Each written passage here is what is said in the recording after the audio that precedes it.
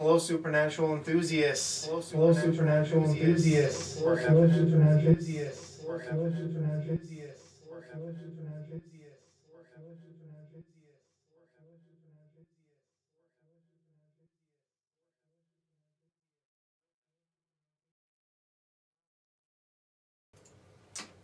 There we go. Hello, supernatural enthusiasts. There we go. Hello, supernatural enthusiasts. Why is this not working? Hello, supernatural.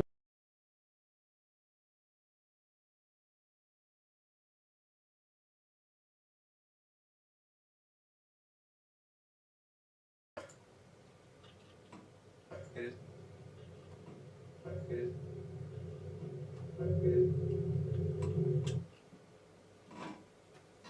I don't know why this is happening. Technical difficulties, even though I went and looked at everything before. Yeah, we tried to iron out all the kinks, but everybody's going to run into problems when they're figuring their way out through this stuff.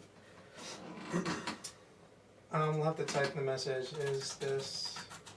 It's still repeating? Because it shouldn't. I turned off the desktop, but I don't understand because I muted the desktop, so it shouldn't be doing that. Sounds good. Okay. Well, I'm going to turn this back on just so I can see this, but... I can just turn it down here, okay. But you can hear me. You can hear me. Why is it doing that? I don't know. But we got 7 people watching right now, and we'll work out the kinks later. But again, my name is Nick. This is Beyond the Hub podcast. Alongside me, my partner in paranormal exploration, Brandon, we're here to discuss today our first topic. It's going to be called what are some of the most haunted places. We have 3 main topics that we're going to be diving into today. Some of the most famous ones that we could dive into and really try to find any common threads, any links that could explain more as to behind why these things are happening. What's the first one we're going to start with today? we're going to talk about Amityville Horror, which is based on the story of the Lutz family, who claim to experience paranormal activities in their home in Amityville, New York. Pretty close by. The events became the basis for a book and series of movies, as you probably may know. If you don't know, on the night of November 13th, 1974, a tragic and infamous event took place in Amityville, New York. The Defoe family members, the Defoe family murders. We're going to get into a detailed account of what happened that night. Do you want to broadly just highlight the couple different famous hauntings we're going to be discussing today? Of course. Okay, so the first one was the Amityville Horror, the Amityville Hauntings. The next one that we're going to be discussing today is the Devil Made Me Do It.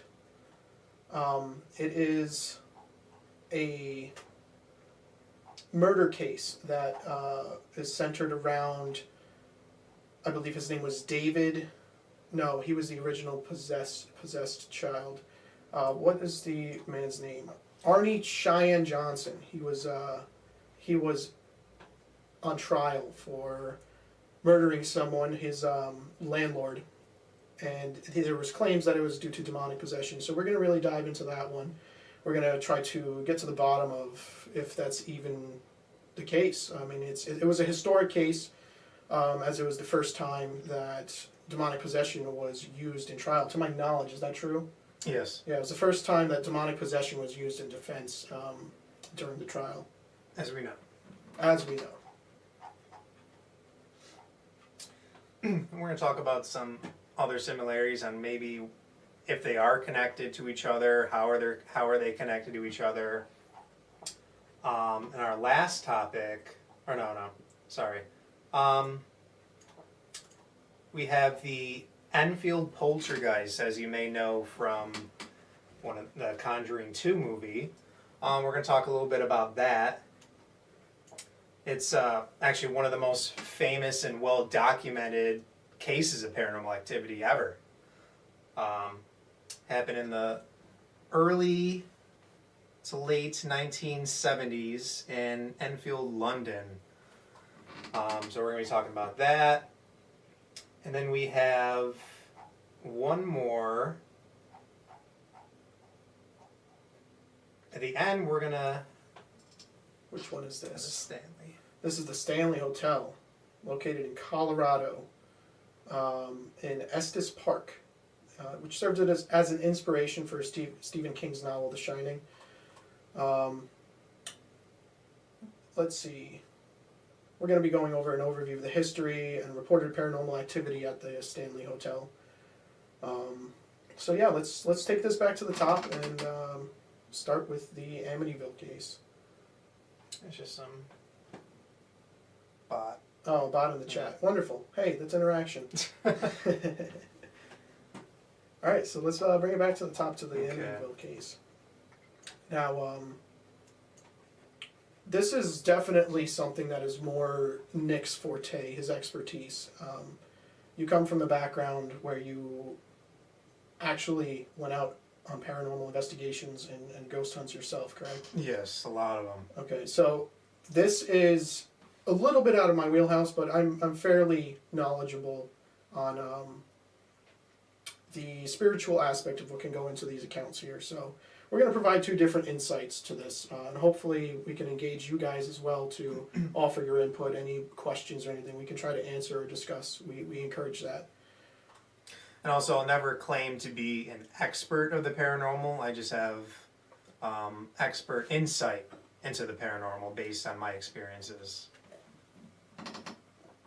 All right, so with this Amityville case, let's see, there was a couple family members. There was the DeFeo family, consisted of the father, Ronald DeFeo Sr., and the mother, Louise DeFeo.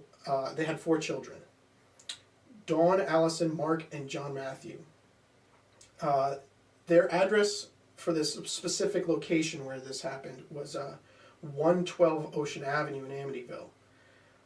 So on the night of November 13th, 1974, at approximately 3 a.m., witching hour, right? Yeah. Witching hour. Ronald DeFeo Jr., he was 23 years old at the time. He used a .35 caliber lever action Marlin 336C rifle to shoot and kill each of his family members while they were sleeping in their beds. All of his family members were murdered during this incident. After committing the murders, Ronald DeFeo Jr. showered, he disposed of crucial evidence, and went to work as if nothing had happened. I don't know how a man could do that. That's pretty crazy. I mean, that leads me to believe that there's some other forces that acted behind his encouragement to commit these acts. Talking about that too, we don't know what they went through that night, but the neighbors, no one heard any gunshots. Whoa, I wasn't aware of that one. No one heard any gunshots. The only thing that the neighbors had stated was that they heard the dog barking. The family dog was barking. So he had to go through each member of the household one by one. I'd imagine he went to each of their rooms individually while they were sleeping. How did none of the other ones wake up? You know, I don't know. There's something different there. We are going to play a video about that. About how he committed them? Not about kind of like that, but then also questioning why no one reacted to it. Well, I mean, I have a theory, and I mean this comes from just personal experience, but like I'm sure many people have heard of sleep paralysis. I think that potentially, if it was due to some sort of demonic possession, that he committed these acts, maybe the family members were under sleep paralysis with help of other spiritual entities or something like that. That they could not move, they could not react. So there could be the answer for that one. I'm not sure about as to why neighbors couldn't hear it though. Hear anything. Let's see, there was 6 family members, 5 of them he killed, so 5 gunshots. Not a single one was heard. That's beyond me. We'll get to that video, right? So initially, Ronald DeFeo Jr., he maintained that his family had been killed by mobsters. But inconsistencies in his story, they led to further questioning, and ultimately he confessed to the murders, stating that he committed them in self-defense after hearing his family's voices plotting against him. Does this sound like a type of case of schizophrenia to you? Anything like that? Do you think that maybe it was demonic voices that he might have been hearing, of your voices of some sort of spirits or something? That's possible with a lot of schizophrenia. They state that, but I mean, in this case, I mean, I don't know how many of them have actually gone through Actually doing something like that. Well, in this case, he's not claiming he was possessed, correct? No, he was. He was?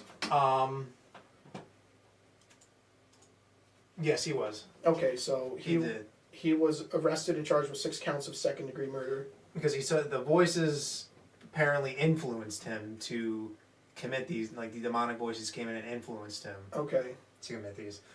Tanya Marie says, I'm here for this. I'm glad. He heard voices telling him to do harm. Okay. Okay. So, I'm not sure if it was family's voices, but that's the recounting of the event, is that he heard voices. So, I mean, I've heard many accounts of schizophrenia, and there's a couple of different explanations as to what schizophrenia could be. I mean, there's the more spiritual explanation that comes from faith-based backgrounds, where they'll say that schizophrenia is actually demons' voices, or a demon's voice, some spiritual entity with really harmful intent comes in and tries to convince somebody to do something, because it's not their voice. I've heard cases where people will say that, yeah, the voices in my head told me this, the voices in my head told me that.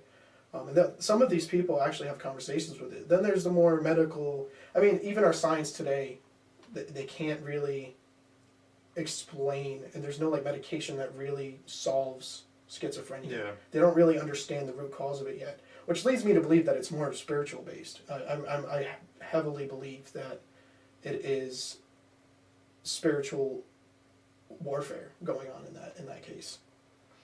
It's interesting. I think I found out why this. So let me just try to test this one more time, see if we can hear ourselves in the background. No, we can't. All right, it was because I had them opened up. The YouTube and the Twitch opened up here, and the sound was going there. Okay, so we fixed the sound. Great topic. People need to like and subscribe to these guys. Yes, most definitely. Like and subscribe, guys. That is a very good point. Well, let's click on this video real quick. We're going to move over to here. Let's pull this up. Okay, let me go over to switch this.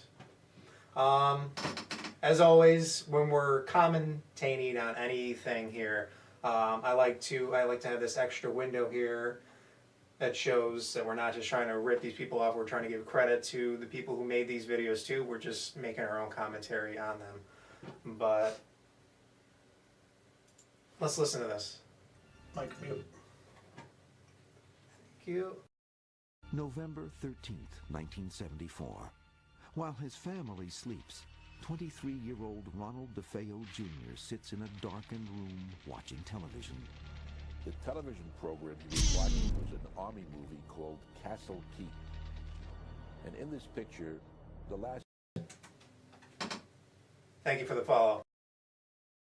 15 to 20 minutes is complete destruction of the American and German troops. Ronnie said that During this movie, he heard his family members whispering, and he thought or believed that. Okay, so right there in this, it says it was his family members whispering. If it is demonic, if it is, demonic entities that are talking to him, I believe that they could mask their voices to sound like his family. So that could be why there's multiple different angles to look at this, multiple different recountings of it. The fact is that he claims he heard voices. So I think we should keep going and see what else this is saying, unless you have anything to add. No, I think that's a good point too, because in every other case you hear of, oh, there's a little girl haunting this place. Right. But there was never a little girl that possibly lived there. It's just something to try to bring you in or try to let your guard down. Just to really win, to get your interest there. So that's a good point too. Real quick, Tanya Marie says that DeFeo, my apologies, was neurotic and suffered from a dissociative disorder. Was that actually like from a younger age? Is that something that is on the records that he was neurotic and suffered from this disorder, or is that something that was discovered as he's going through this case and they kind of, let's just say, sweep the possession demonic thing under the rug and just label it as neurotic and dissociative disorder? I'm not saying it's not possible to be neurotic or have a dissociative disorder. That's just my inquisitive questioning nature to think about the different angles that could be there. Did you find anything when you were researching this? And then we can always go, live and check it out too. And all meta or psychology and all these, everything has gotten better with time. Yeah, absolutely. Obviously, this was in the 70s, 70s. I believe. The 70s, obviously, 74. everything was a lot different back then. It's gotten, my opinion, a little bit better. Obviously, we're not holding people who are mentally ill in shackles anymore. But many people believe the whole case was fake to sell books. Faked to sell books. Fake to sell books. Capitalized faked. I think that's also a possibility. Are you asking if the case itself was faked or that if the murders were faked? Because I'm pretty sure the murders happened.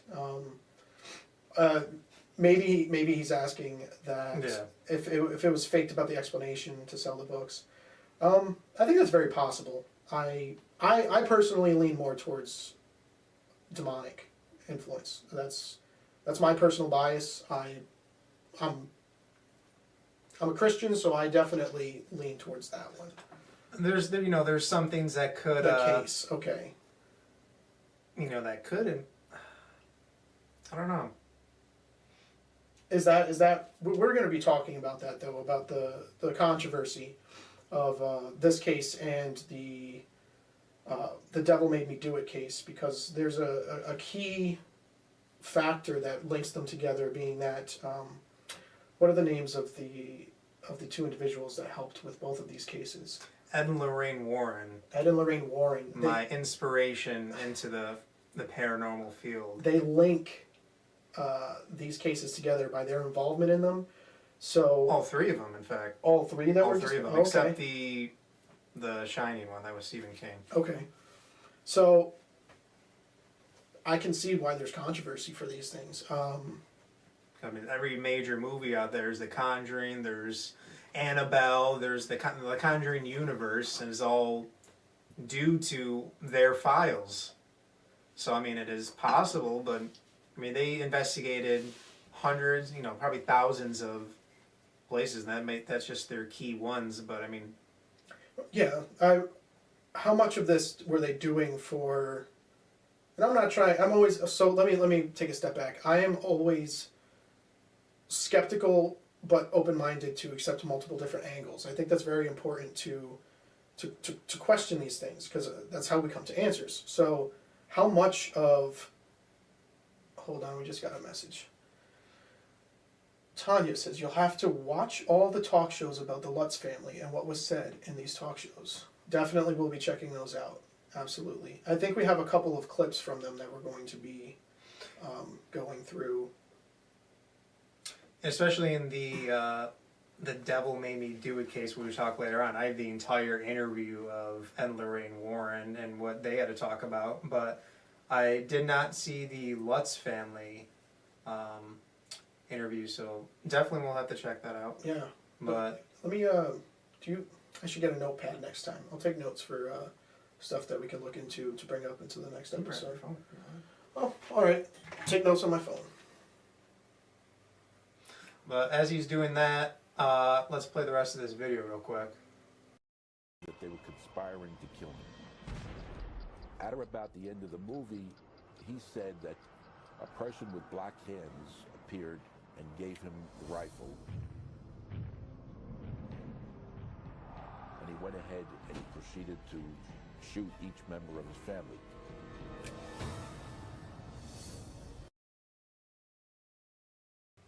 Let's go back there for 1 second.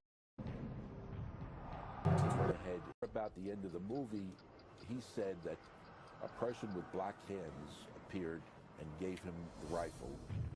Whoa. Whoa. Okay, a person with black hands came and gave him the rifle. That's... Well, thank you. Thank you for the follow. Appreciate that follow. That's, Whoa. Okay, so if... He said a person gave him this rifle. Yep. At the end of the movie, he said that a person with black hands... A person with black hands gave him the rifle. That could be explained by delusion. I mean, like Tanya pointed out, dissociative disorder. He could have dissociated from himself in that moment and got it in himself and think that somebody gave it to him. I still think that the voice is telling him to do this, and I don't think he can materialize a rifle out of nothing. Yeah. He probably had it. And, I mean, was there any account of other people around, like, in the investigation? No, but this is the same guy who said that the mob did it afterwards, too. Right, that's a good point. That was his initial statement, was that the mob did it. So, like, if he's saying that now, you know, why... The mob did it. The mob did it. And left him alive to tell the story. Mm-hmm. Yep. They only took a finger just to make sure he wouldn't... make sure he wouldn't, yeah. Appeared and gave him the rifle. And he went ahead and he proceeded to shoot each member of his family. No, I shot my father first, then I crossed over. I should state first that viewer discretion is advised. There we go. Once my mom was best. After that, I tell you honestly, I couldn't stop if I wanted to. I couldn't put the gun down. So I felt somebody was inside moving me. He went into another room and shot his two younger brothers.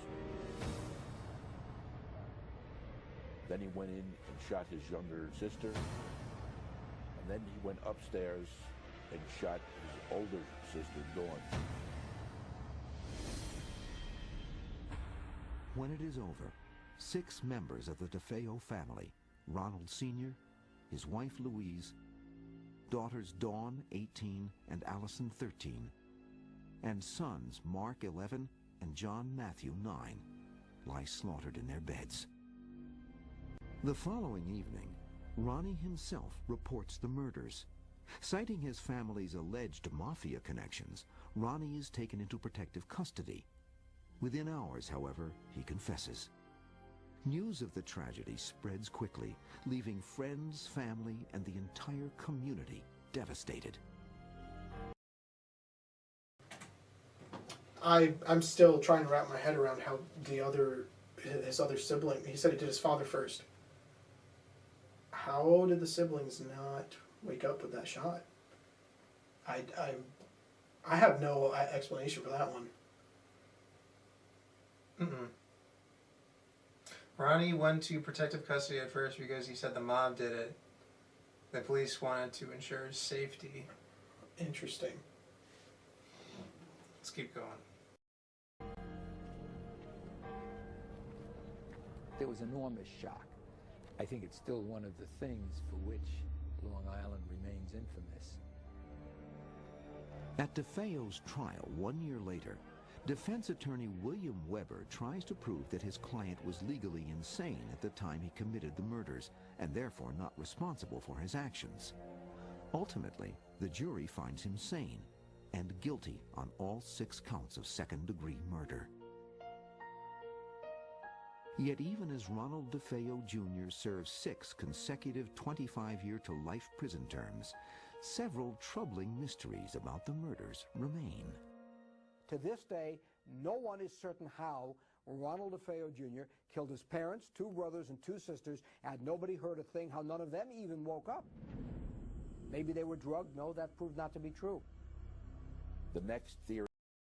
I definitely think that right there, that major question is why there's a lot of skepticism about the case being faked to sell books. Yeah. Because how did they not wake up? I mean, they heard the dog barking. If you can hear a dog bark, I think you can hear... Right. And if the dog was barking, that means that the dog heard the gunshots. Mm-hmm. I mean, it's safe to assume that. Also, dogs in paranormal related stuff can hear things or see things, and also, or possibly, I don't know, but that's just my opinion. I agree. I definitely think that animals in general they're tuned into stuff that we can't see. I mean, there's animals that have the ability to see just pure distance more than us. I mean, I'm sure they can see different frequencies, colors, wavelengths, something like that, and hear and know these things. I don't think that this. I don't think it's faked to sell books personally, but how do we not have answers as to how these the other people from his family were not aware? My original suspicion there with sleep paralysis, something like that being involved. Only thing I could think of, because I mean I've experienced sleep paralysis myself, and boy is that some terrifying stuff. Like, imagine if you haven't experienced it yourself. Just imagine waking up in your body and not being able to move or talk, but you can see everything going on around you. And it's just some pretty freaky stuff. So we do that. Did you experience anything when you were there? Did you see anything? Yeah, I think I could save that for another episode where we go deeper into dreaming and sleep paralysis. But I definitely saw something multiple times. And to be clear, this wasn't something I intentionally did. And I believe that there's spiritual forces, spiritual entities. There's some sort of spiritual reason behind why that happens. So that's my hypothesis. That's my hypothesis as to why they didn't move. They didn't react to them systematically being taken out one by one. I mean, that doesn't explain the neighbors. Or, I mean, you could be struck with fear. You hear stuff, like you hear a noise in the middle of the night. I stand still. I observe. I want to wait. I don't want to just jump up. If someone broke into your house, I'm going to react, but I want to make sure, like, okay, where are they first before I make any movements right now? Right. Where am I? Where is he? Or where is my attacker? Try to gather information without them knowing you're gathering the information. Yeah. I mean, that's possible. I mean, there were also the kids. They were obviously, we don't know exactly what they wanted, but obviously, if they were awake and conscious before and not just sleeping, then they were probably extremely scared and probably didn't want to move. It's like if a house is burning down and the kid hides in the closet. That kind of example there. That's true. Fear, they don't know what to do. Yeah. Fear reaction. All right, we got a couple of comments here. Let's see. Dan Monroe. He says, Stepfather George Lutz had a history of dabbling in the occult. Because we're trying to find a connection between... See, that goes towards that supports what my hypothesis is. I mean, dabbling with the occult invites a lot of negative energy, negative spirits to be. But that was Lutz, though. He moved in after them, though. Yep. Good point. Good point. That's the next story we're going to be talking about. Let's see. Tanya says, Ronnie said when he killed his younger brother, he was hiding in the corner next to a dresser. Okay. He said, Ronnie, please don't hurt me, but that wasn't proven because they were all found in the beds. But again, not sure. That's true. Okay, that's true. He could have moved him to the bed. Another thing, too, yeah, that's when, I don't know if they go through it in this video, but they did talk about that. They were all in the same exact position on the bed. So maybe they did try to move, and he repositioned them. Because I don't know if they were all facing down or all facing up, but I know they were all in the same exact position on the bed. I mean, if they were on the bed when he shot them, don't you think that the bullet hole in the pillow, in the bedding, in the mattress, I think that if they tried to flee or tried to move and then he shot them and then put them on the bed, there wouldn't be a bullet hole there. Mm. Right? Did that come up at all in your That's what I investigations? saw. You didn't see anything about that? They didn't mention anything I saw either. No. Also, after telling their story, George and Kathy took a lie detector to prove their innocence. They passed. That's the Lutz, right? George and Kathy Yeah. Lutz. Yeah. There was also some inconsistencies with that, but I think polygraphs in general are not valid per se. I think they can be easily fooled. Let's just say. I think you can if you know how they work to detect whether you're lying or not, you can trick it into thinking that you are telling the truth when you are in fact lying. And even if there was, that's a whole other thing, but if there was a magical box that could tell whether or not I'm telling the truth, he's lying, why would we need detectives? You would just hook you up to the machine. He's telling the truth, arrest him. Yep, that's a good point. That's a scary premise, though. That's a scary premise to think about, like, this is the ultimate knowledge box of truth. Like, hey, I mean, that would be cool, because we could be like, hey, so what's the truth behind all these spirits? Boop. Yep. But I don't think that happens. That would be scary and cool. They were facing down. And that's another interesting thing. People, when they face the bodies down, they're trying to face. It's like when you put someone in a coffin, you're always facing up, and someone's placed down in a coffin, meaning you want them to go to hell. Go to hell. So that's another thing in the demonic. In that all sort the of bodies reference, were found facing down. Facing down. That's a reference there to. So then that makes me think that maybe sleep paralysis wasn't a thing. That he arranged the bodies. Maybe the aspect of it being a case for selling books and publicity is that there's a lot of information that we seem to not be able to find that would explain how these things happened. Like, all the bodies are found facing down. I haven't been able to find anything, Nick hasn't been able to find anything about it appearing as if they were shot in their beds. That video we were just watching, though, it says that he went to them in their rooms and shot them while they were in their bed. But I couldn't find any corroborating evidence that said that that was actually there. There was no bullet holes in the bedding. There was no the fact that they're facing down. Like, wow. And that's another thing too. That's why we want to make this an interactive stream. So if we don't find anything, if someone else has the knowledge, feel free to let us know, and then we can try to verify that too. Yeah, we're all here to try to have an engaging experience with everybody and try to. We're seeking the truth.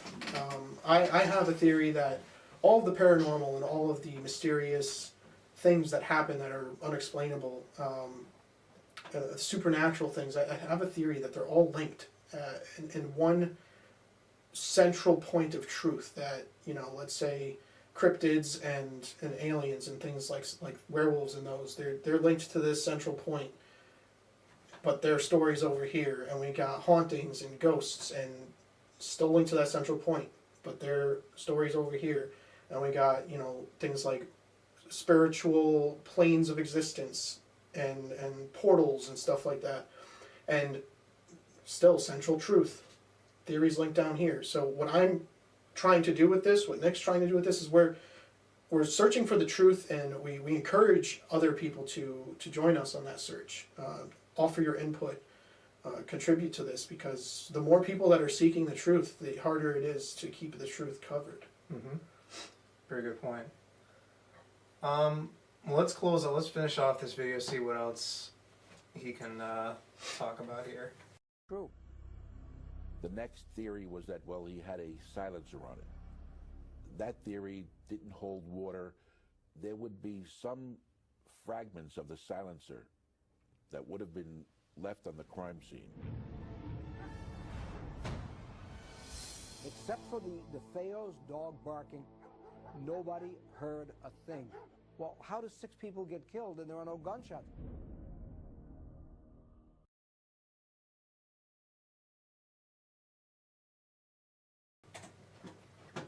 Very good questions, yeah. Very good questions. But again, we just discussed most of the questions brought up in that video, and I mean, it's going to be difficult to find any concrete answer to those questions. Okay, let's see. So he was where are we here? Oh, we said right here at the Oh, we're getting to the just another brief overview of the case. okay. So this is the same house that the following story we're about to get to happened in. So that leads to theories that maybe there's something inside the house that caused DeFeo, the Ronald DeFeo Jr. murder case to take place. That leads to my theory that there's some sort of demonic influence. But we're about to get to... The new owners changed the iconic upper windows in the front of the house to regular square ones because they look like evil eyes. Evil eyes. Wonder if when it was designed that was intentional. To like bring in the spirits. To bring in... Also too, if he...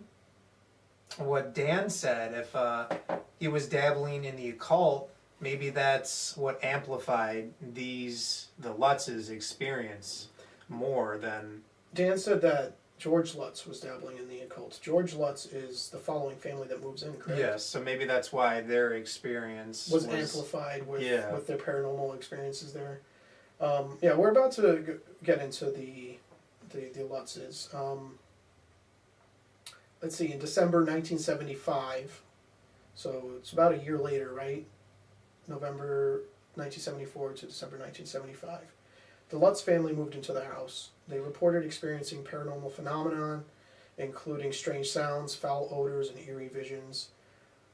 They lived in the house for only 28 days before leaving, claiming that the haunting was too intense to endure. There's other TV shows around that premise. 28 Days, I'm pretty sure there's one on Netflix, 28 Days Haunted or something. You think there's the significance within the 28 days? Or I think maybe it stems from their 28 days. Okay. But maybe I'm not sure. I see. All right, well, George and Kathy Lutz testified that they have testimonies that they had interactions with demonic entities. That's what you were saying about the polygraph test. Yeah. I mean, they could test the truthfulness of their claims according to what we understand as a truth test, but I cast a heavy shadow of doubt on the validity of polygraphs. I mean, I'm sure we could find a video of someone like breaking a polygraph test in the manner that, asking it questions and it's getting the true, false, wrong, that they can show you for a fact they're telling the truth. Nope, you asked me, what my middle name is, and I told you it's X when it's really Y, but it's telling me that I'm telling the truth. I think there's ways to break it. It's true. I'll talk about this. I'm just trying to update something else on the Facebook group. If you're not a member of it and you want to join, it's paranormal, haunted, creepy places, and ghost stories, period. Yo. Welcome home. We got almost 119,000 people in our group. If we can get those over to this stream, you know, that'd be pretty cool. But Eli Neth says, whose head is more shiny, me or this guy? I think I'm going to have to take the trophy for that one. you're gonna take the trophy. I'm proudly going to take that trophy. I take pride in my shiny bald head. Being bald is a blast. I appreciate the humor though. I like that. That's funny. She says that Caitlin is 100% correct in the about the eyes, right? That's what they're described as. Yeah. Evil eyes. Do you have a picture of the house that you can bring up? The original house?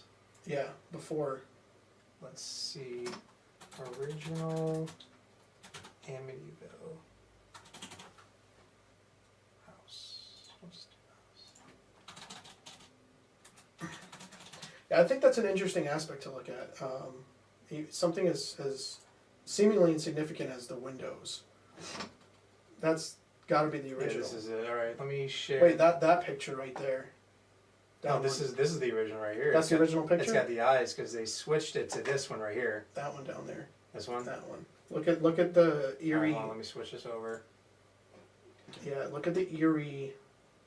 Just, I don't know, just vibe that thing gives off. Right there, and then this It looks is, like it's staring down on someone. And then this is what they switched it to. Okay. And like, yep, Caitlin said they painted it from red to white.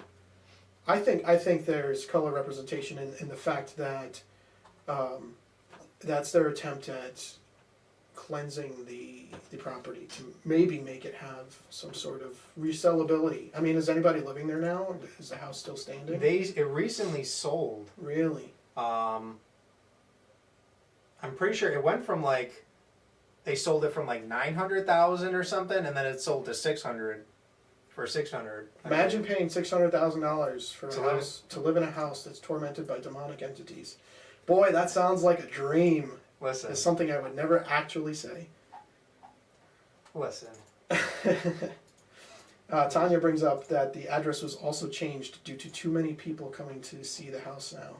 1.4? Wow, 1.46 million. That's a lot of money to be tormented by demons. Let's see if this gets. I just pinned our live. Oh, it's going to Twitch first. Hold on a second. Let me do a live for this. Trying to get some more viewers here to enjoy this.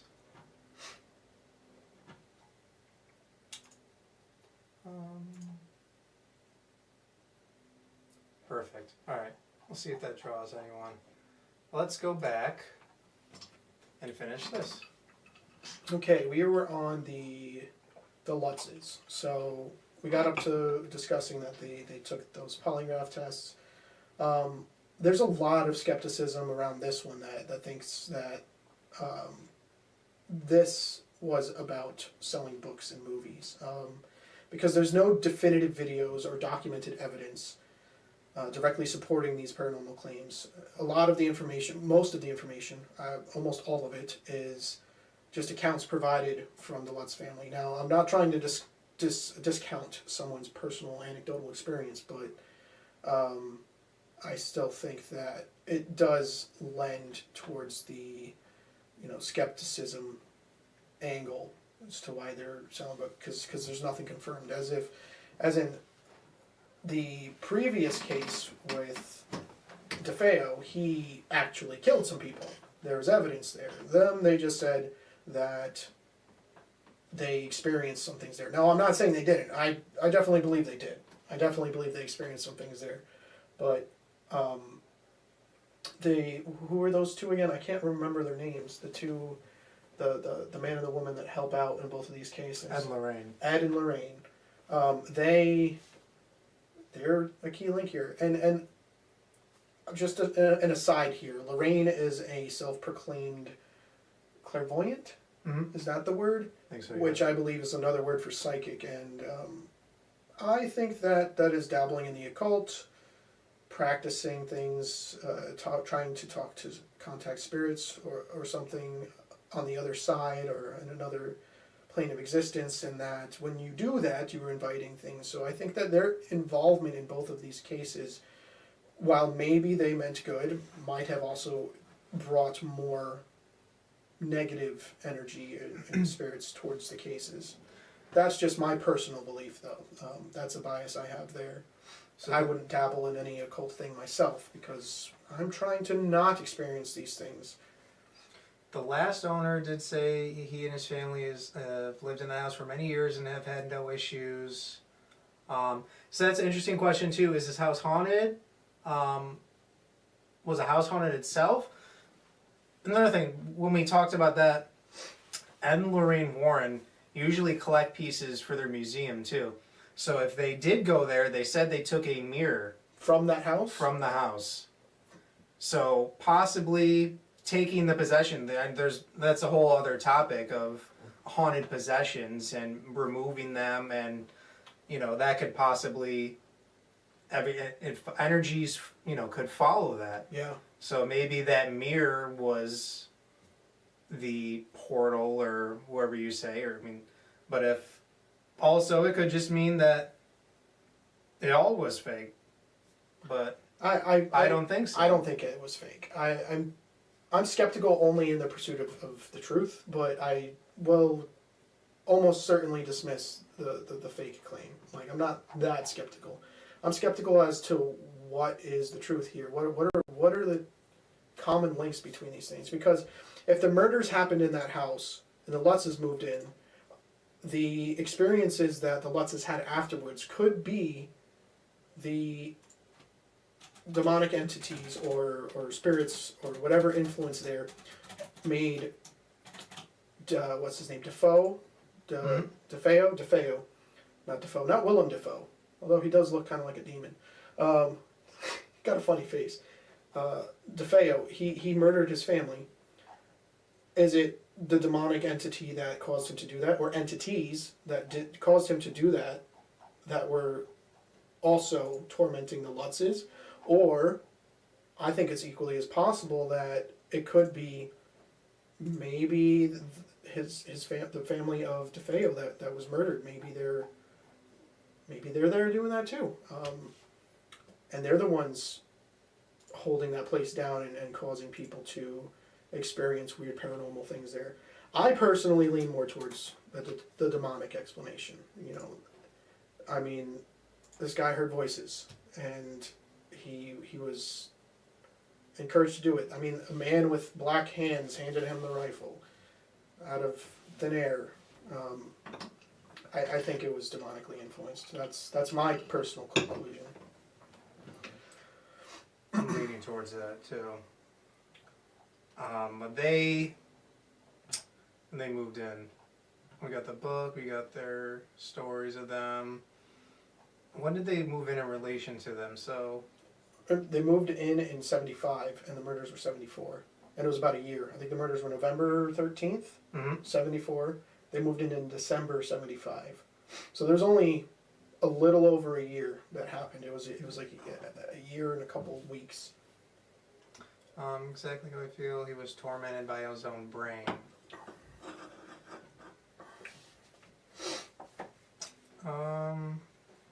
We have the motivation. So now we get into where Ed and Lorraine come in. Their involvement in the Amityville horror case began after the Lutz family had left the house.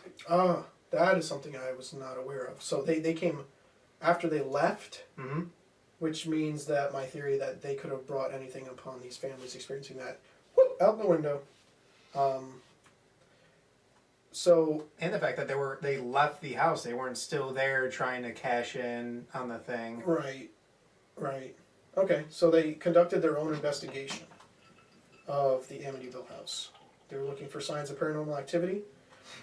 They claimed to have performed cleansing rituals and exorcisms to rid the house of negative entities. I'm not going to say that doesn't work. I'm not going to say that does work. this is a topic I'm still personally looking into myself to see what is a cleansing type thing you can do to ward off negative, harmful spirits.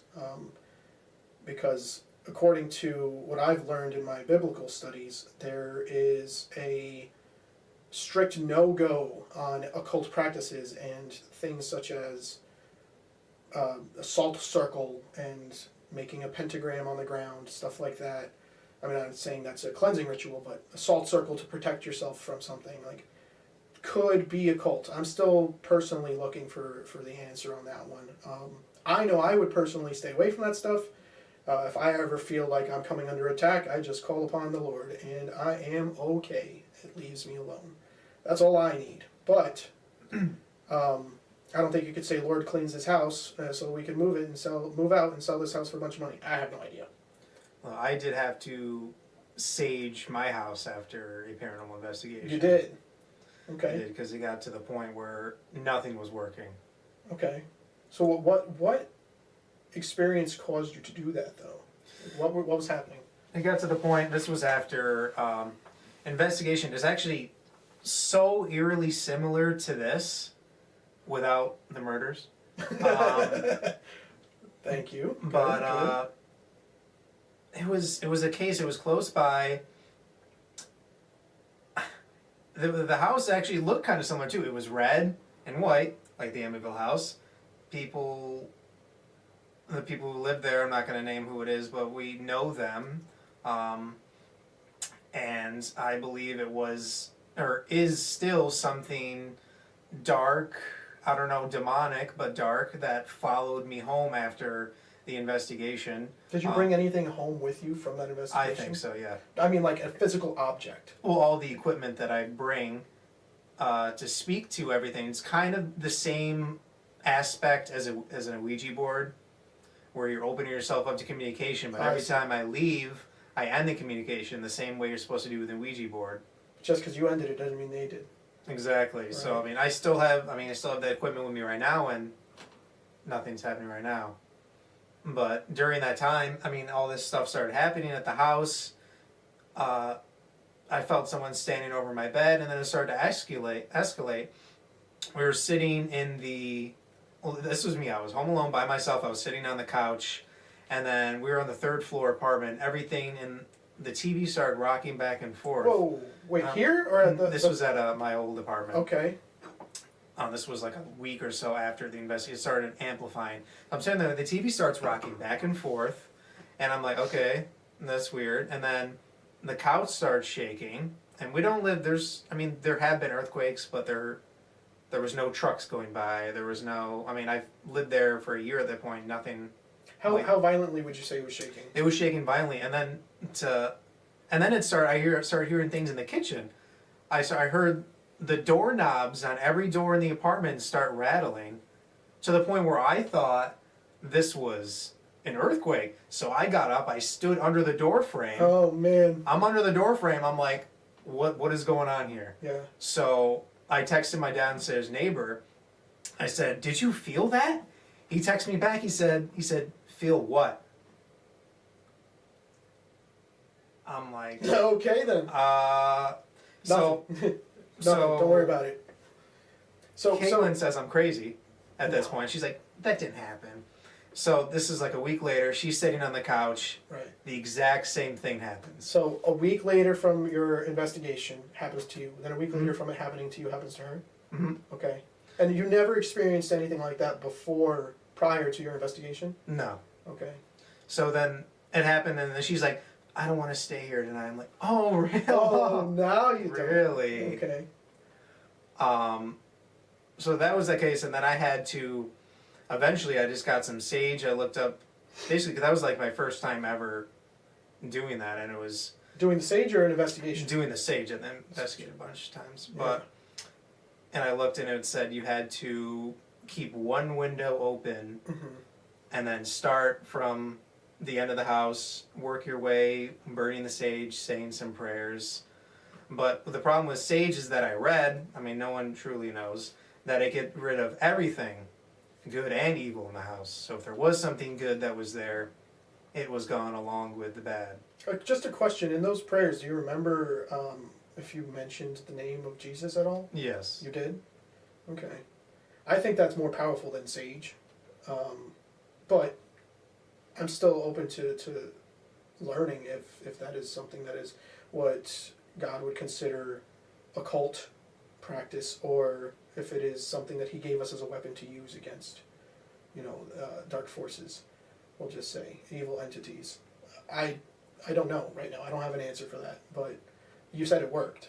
It did work. Who knows if it's still around. I still feel stuff all the time, but it's not as bad as it was then. I was getting to the point where I was in the living room too, before I started doing the sage, and there was like, it felt, you know how you can tell when someone's like, oh, here's your peripheral, and you can hear when someone's standing behind you based on where they are. It's like a sixth sense. It's not, feel somebody. but it's like it's true. Like you can like if someone's standing there, you can feel like the sound waves bouncing off, and like there's something there. There was literally something there, and I had to get up and turn around. I had an experience like that at my old house. Growing up, it was my mother's house, my mother and father's house. I was like 15, 16 years old, probably closer to 16, and I was sitting in my room alone, and I was playing some video games. I think I was playing like Call of Duty or something, and I was sitting with my back up against the wall, and I heard this like scratching sound, and I'm just like, oh, I'm just, your brain will try to rationalize it as to like, oh, that's probably the cat. Wait, I don't have a cat.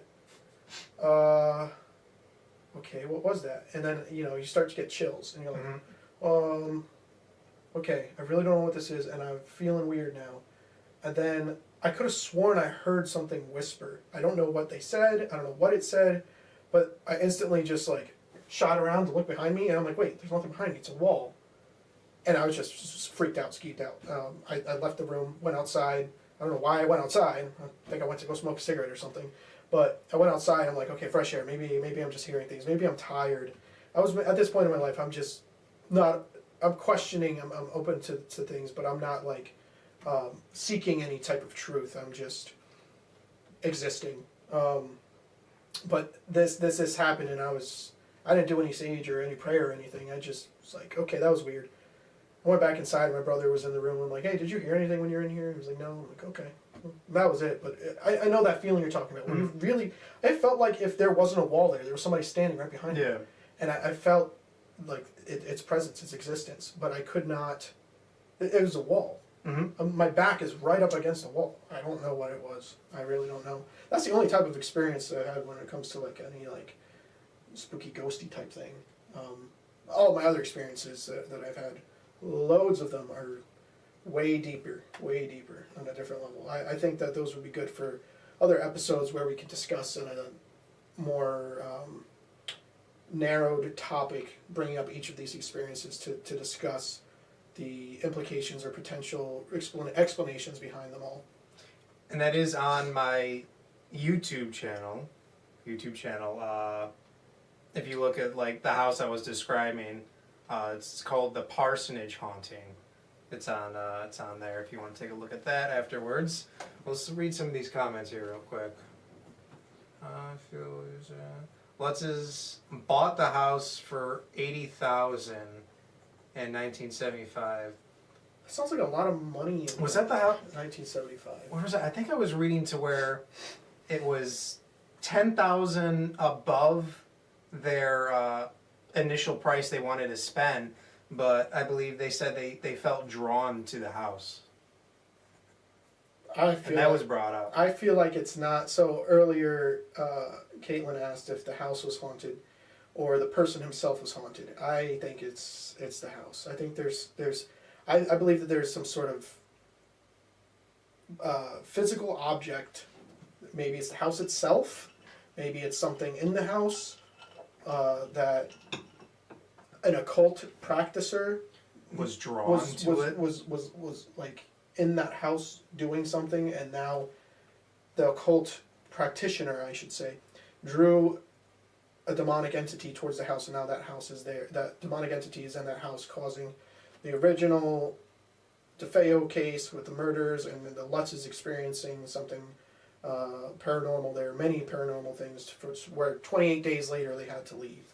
Also, it might not be the house itself, but the land that it's on. Yeah. Because in a lot of places you see these brand new houses, and there's like, oh, it's haunted. Why is it haunted? Nobody was there. Yeah, it could be the It land. could be the land itself. I mean, you hear that around, what were they, graveyards.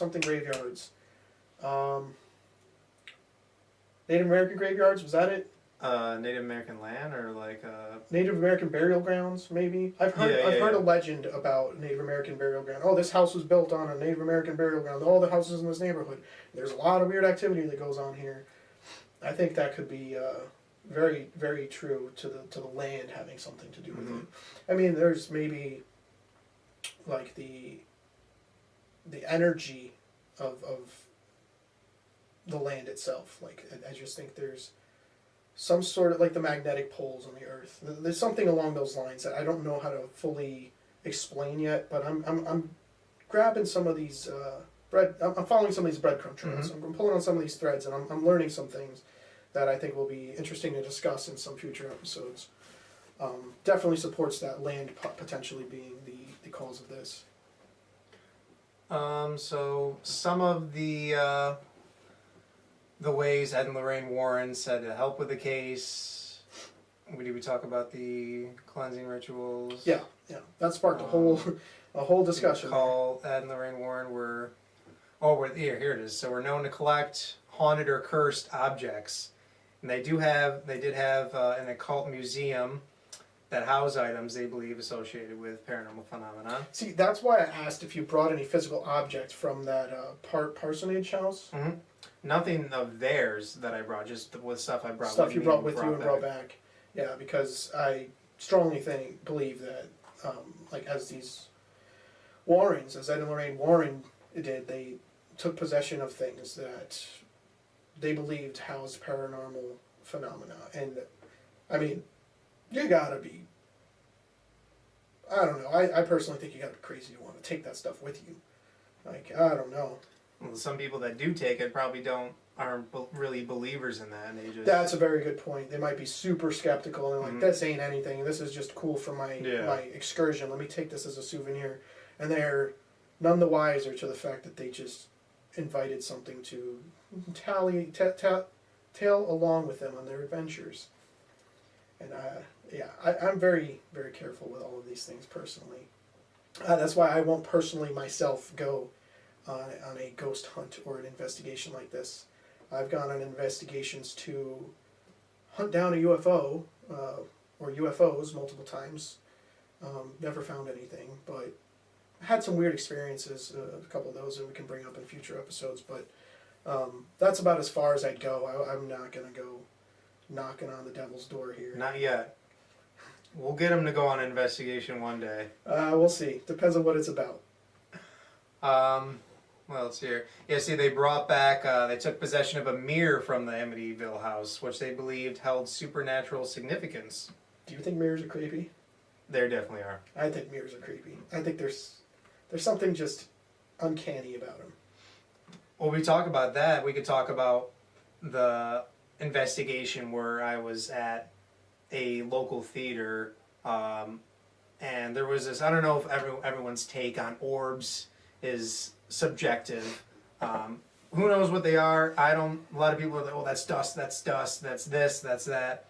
But when something, moves in a way that defies, like, how dust would move, or dust, it's interesting. But I bring up the mirror aspect because this orb started in the middle of the room, went towards the mirror, went into the mirror, and disappeared underneath. That's just wild. The mirror. That is wild. And you can see it. It's a white orb, and the wall is white. So when the orb travels there, you could still see it going towards the mirror, and then once it goes in the mirror, you can't see it anymore. Right. Actually, I want to play that. I'm going to play that video. Okay. Hold on a second. That's a good idea. Have you ever looked into a mirror and it's like lagging? Have you ever like moved in a mirror and the reflection in the mirror is like just so fractionally tiny, small, little difference in how it reacts to you? Yes.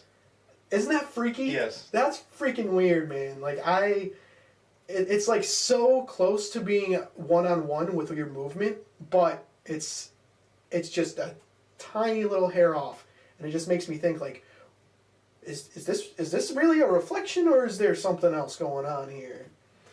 How do I have an ad on my own video? First off, here. I don't know. Am I getting paid? I'm not getting paid for this. You're part of that question. Okay. All right. Let's switch over to here. So this is on. Oh, look at that. It's on my. On our YouTube. So if you want to watch this video afterwards, see for yourself. We're gonna play this real quick. Show yourself.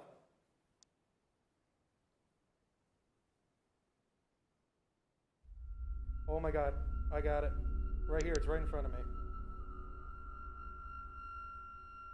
It's right. It's going. It's gone. Wait, I still have it. It's in the mirror right now. It's coming out of the mirror. That's it, because you see it when it goes up. Can you mute the video just so we can watch the play? Watch. You see it along the white wall. Yeah. You see it move. So it's along the wall. You can see it clearly against the wall, and it enters through the mirror. It's like it's sucked in almost, and then you can still see it right here. Oh, the chat's blocking a little bit of it, but it's right here, and then it's gone. It's not aligned. It's not in the frame. It's not along the white wall. It went into the mirror, and then went down and disappeared. It's mirrors and portals. That's it. That's my take. I mean, that's your take? Yep. Mirrors and portals. Absolutely. We're gonna talk about that and many other potential things that could be portals on another episode. That's one of my favorite topics to talk about. Like, there's so many things I could bring up.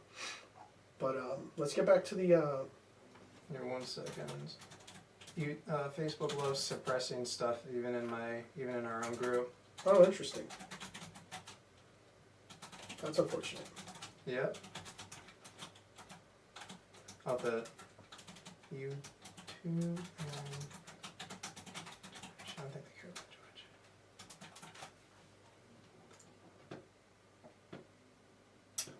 Okay. All right, back to it. What do we got here? All right, we got the bringing the possession of the mirror. So that's what led us to this. So let's see. The Warrens offered support and guidance to the Lutz family, who claimed to have experienced intense paranormal phenomena during their brief stay in the house. They listened to the family's accounts of the haunting and provided assistance based on their experience as paranormal investigators. Well, I think that there's controversy as to why they did this. Were they doing it just for the publicity? I mean, you said they took no money. Yeah, the NRA never took any money to do investigations. It was all just pure curiosity of their own. Mm-hmm. Right. So that leads towards. I think they were probably just truth seekers, that went in a different path than I would go myself. But I think they were probably trying to discover the truth the same way that Nick and I are trying to do today.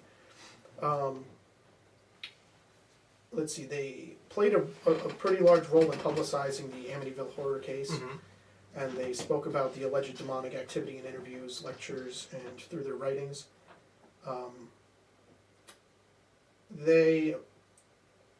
Some critics can argue, or do argue, that the Warrens may have embellished or exaggerated the paranormal aspects of the story for publicity. That point right there, I think there's just a tiniest little bit of, I give a tiniest little bit of credence, being that they made a movie, right? Mm-hmm.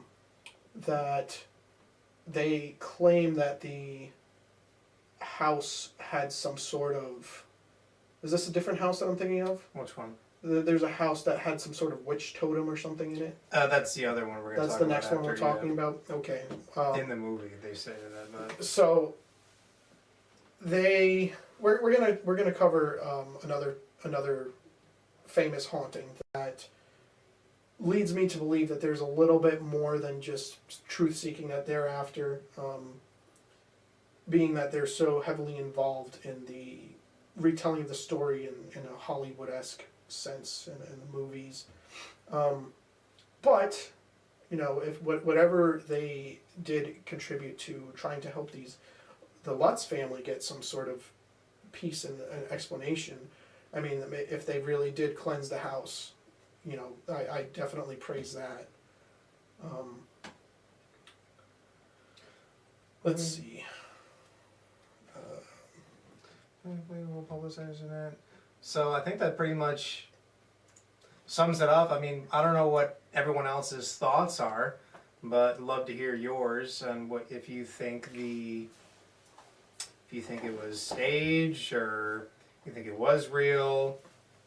If we go back to the first, where do you think he actually committed the murders under demonic possession, or was it just his own mind?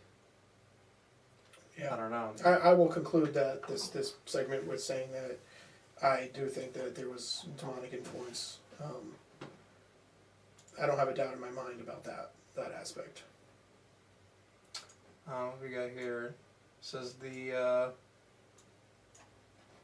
parsonage was definitely scary. Yeah, it was. That was definitely an interesting investigation. Now that's not where you lived. That was the investigation. Was the parsonage investigation? Yes. Gotcha. That was so a part. You know what a parsonage is? No. It's like where a member of the clergy would stay close to the church. Like it was owned by the church. Actually, still is owned by the church, but they rent it out to people. So that's used to be where they would live, where it was close by to the church. Well, that sounds like it's prime grounds for some weird stuff happening. It was also Tanya lived there. Mm-hmm. Whoa. Brave soul there, Tanya. Yep. I got a question though. How long did it take for you? I mean, you said lived as in past tense, so I'm assuming you don't live there anymore. How long did it take for you to get out of there? That's a question I got for you. A lot of that, her interview is actually in that video too. Okay. And we could play a little bit of that. These were my... Whoa, 3 to 4 years. Oh. See, these videos, you know, Look, they get better and better, but... More than one day is, you know, I'm just going to say 1 day is more than enough for me. More than enough? Yeah, more than enough. So we got a little snippet here. Here, I'll switch over. I'll show you a little bit here. Let me get this.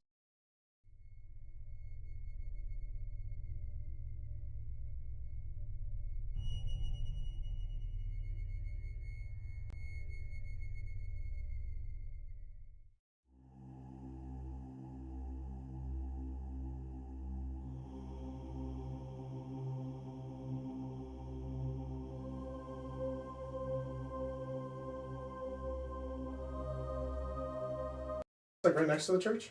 Yeah, this is... Church is right there. Yeah, church is right here. This is their... This was the house. It's red and white. So... That's weird. And creepy windows there. All of a sudden, I hear this scream.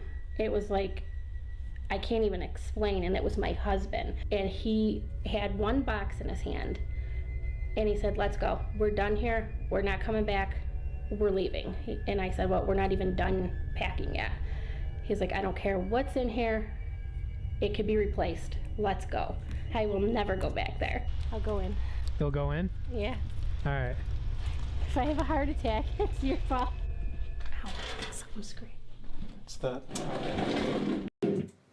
I did make her go back, yeah. That was cruel. Cruel. Yes, it was.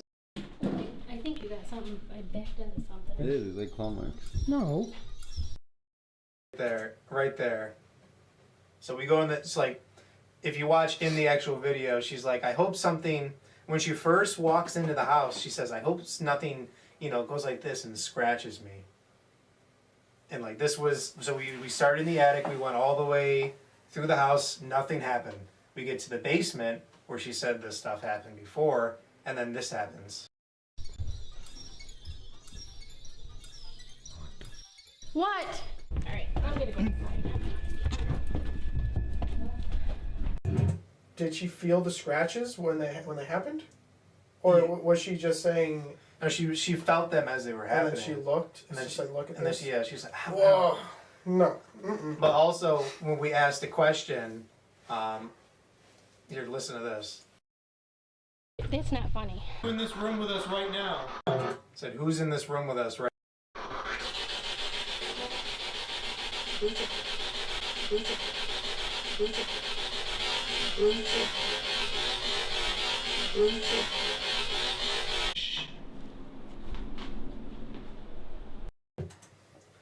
So yeah. She said, yes, I thought I backed into nails in the wall. No, nope. See, that's just a big no.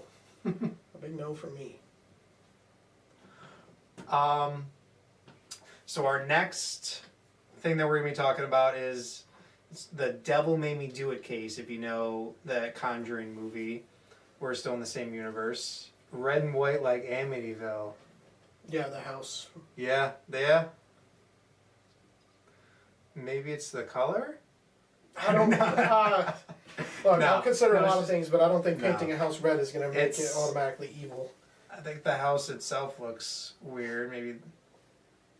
I think its location to the church probably has, I should say, I think its location in relation to the church probably has more to do with the experiences there than the color of the paint. Personally, and I'm not saying that churches are prime grounds for spiritual activity, whether good or bad. Like, there's a spiritual war going on around us, and I think that battlegrounds will happen wherever and wherever it can, and I don't think that necessarily just because it's a church is protected. I think that everywhere is valid until I haven't discovered yet, but something could be done to make some sort of area hopefully permanently protected from, the dark side of these spiritual battles. I'm not saying all churches are evil or anything like that. I'm just saying that how many people can walk into a church and say, "Yeah, this place is kind of creepy," some you'll hear that from people. Now, I think some people could be saying that because maybe they got some sort of negative energy following them around, or some demonic spirit following them around, and then maybe they're going there and that's their demonic spirit saying like, "Hey, no, don't go there." It's telling them like not to go, turn around, no, we don't like this place. It was used as a funeral home years ago. There we go. That's it. On the front picture in the window of the room. Bodies were laid out in the front of the picture window in the front room. Why? Like, displayed for people to see? Yeah, in the funeral home. You had the open casket. Oh, I thought that was like, okay, I pictured somebody being like, "Hey, here's a dead body," pushing up against the window. No. Being like, "Hey, all passerbys, oh, look, there's a body." That's a little, okay, No. never mind. Here, so this one, known as the, what else? Yes, back in the olden days. This one is the trial of Arnie Cheyenne Johnson. I'm probably murdering that, but no pun intended. Took place in 1981 and marked a unique, controversial moment in the U.S. legal history. Here's a brief overview if you want to take over. Okay, yeah, sure. Let's see, Arnie Cheyenne Johnson was arrested and charged with the murder of Alan Bono. During the trial, Johnson's defense team, led by attorney Martin Minella, argued that Johnson was not criminally responsible for the murder due to demonic possession. They claimed that Johnson had been possessed by a demon at the time of the crime, and this possession rendered him incapable of controlling his actions. The defense also introduced the concept of an exorcism performed on David Glatzel. Now, David Glatzel was the younger brother of Arnie Johnson's fiancée, Debbie Glatzel. So the defense argued that during the exorcism, the demon transferred from David to Johnson, leading to the alleged possession. Glatzel says that in 1980, when he was 11, he was possessed by the devil, which he first encountered in Arnie and Debbie's new house. I think we should talk about that there. So is the house, this is another case of the house itself, Yeah. of them, but we don't really know about the other family. If the house, do we know about if the Amityville house was haunted prior to the original? I think it was just that guy. That's what leads us to the controversy with the Robert Defoe. Maybe he brought something in, because it said he was in. Was he? No, or was no. Lutz? The Lutz was the the occult. Yep, and that's after Robert. So I think that it's probably the house having something there in that first case. I don't think that guy's just crazy. I just don't think he was I'm gonna go crazy and kill everybody, and then that invited. I mean, it could be. I'm just saying my personal take on this. Like, I don't think he was. I'm gonna go murder my whole family. I'm hearing voices, and then now there's something there. I think that the demonic spirit, a demonic entity, influenced him to do that. So it was something to do with why, like the house, like that the demonic entity was residing in that house. Why? I have no idea, but that's just my personal theory. Now I think that what makes this case very special is that this is the first known court case in the United States in which the defense sought to prove innocence based upon the claim of demonic possession and a denial of personal responsibility for the crime. That is huge. Mm-hmm. Because most, like that lends towards the spiritual explanation of things, right? You have to acknowledge the existence of these things to consider it for a defense. And what is it? The legal system acknowledges the existence of God just by asking for you to tell the truth and the whole truth, and you swear on the Bible, correct? Yeah. Yeah, like why? If you're going to acknowledge that, then why is this not a valid defense? I'm not really defending the guy, but you can't acknowledge one without the other. You can't acknowledge one without the other, right? Now this brings up an important question though. If demonic possession is responsible, is the man whose body was used at fault? I think he's just a vessel at that point. He's a victim too, correct? He is a victim, unless he himself invited him willingly and not unwillingly. That's another thing you have to look at too. That's true. Then I think he would be culpable as well. Mm-hmm. He's like, hey, I'm going to ask for this to happen so that I can have an excuse. Mm-hmm. Sure. Like a Satanist or someone. Yeah, absolutely. Well, despite this unusual defense strategy, the jury convicted Arnie of first-degree manslaughter rather than murder. This conviction meant that the jury found him criminally responsible for the killing, but acknowledged mitigating factors, being the demonic possession. What's your personal take on that, the demonic possession? I mean, it's interesting that that's the first known case that. But I mean, like you said before, like I think you need to acknowledge that maybe not everyone who claims, or like everyone that claims to be insane, maybe there is some truth to the matter. If you have too many similarities, at some point you got to start, or too many coincidences, at some point, it's not a coincidence anymore. Right. I think that it's a slippery slope when it comes to humanity in our legal system, and especially just in the United States, because if this becomes a highly sought to be used defense when somebody commits a crime, they say, "Oh, the demons made me do it." Then people who aren't honestly and genuinely possessed by demons will take advantage of that and just start being like, "I want to go rob a store."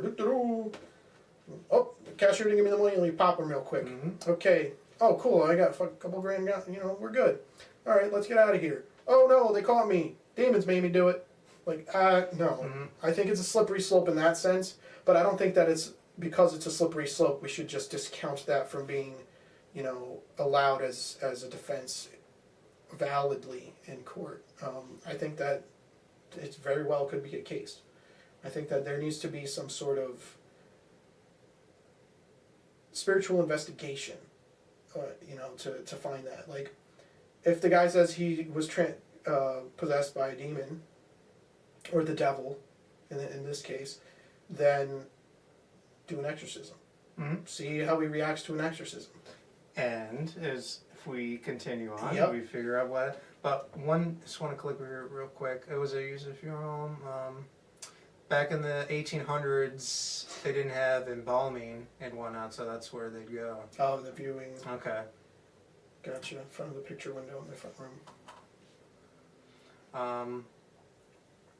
The aftermath of it, Arnie Johnson served about 5 years of his sentence before being released on parole.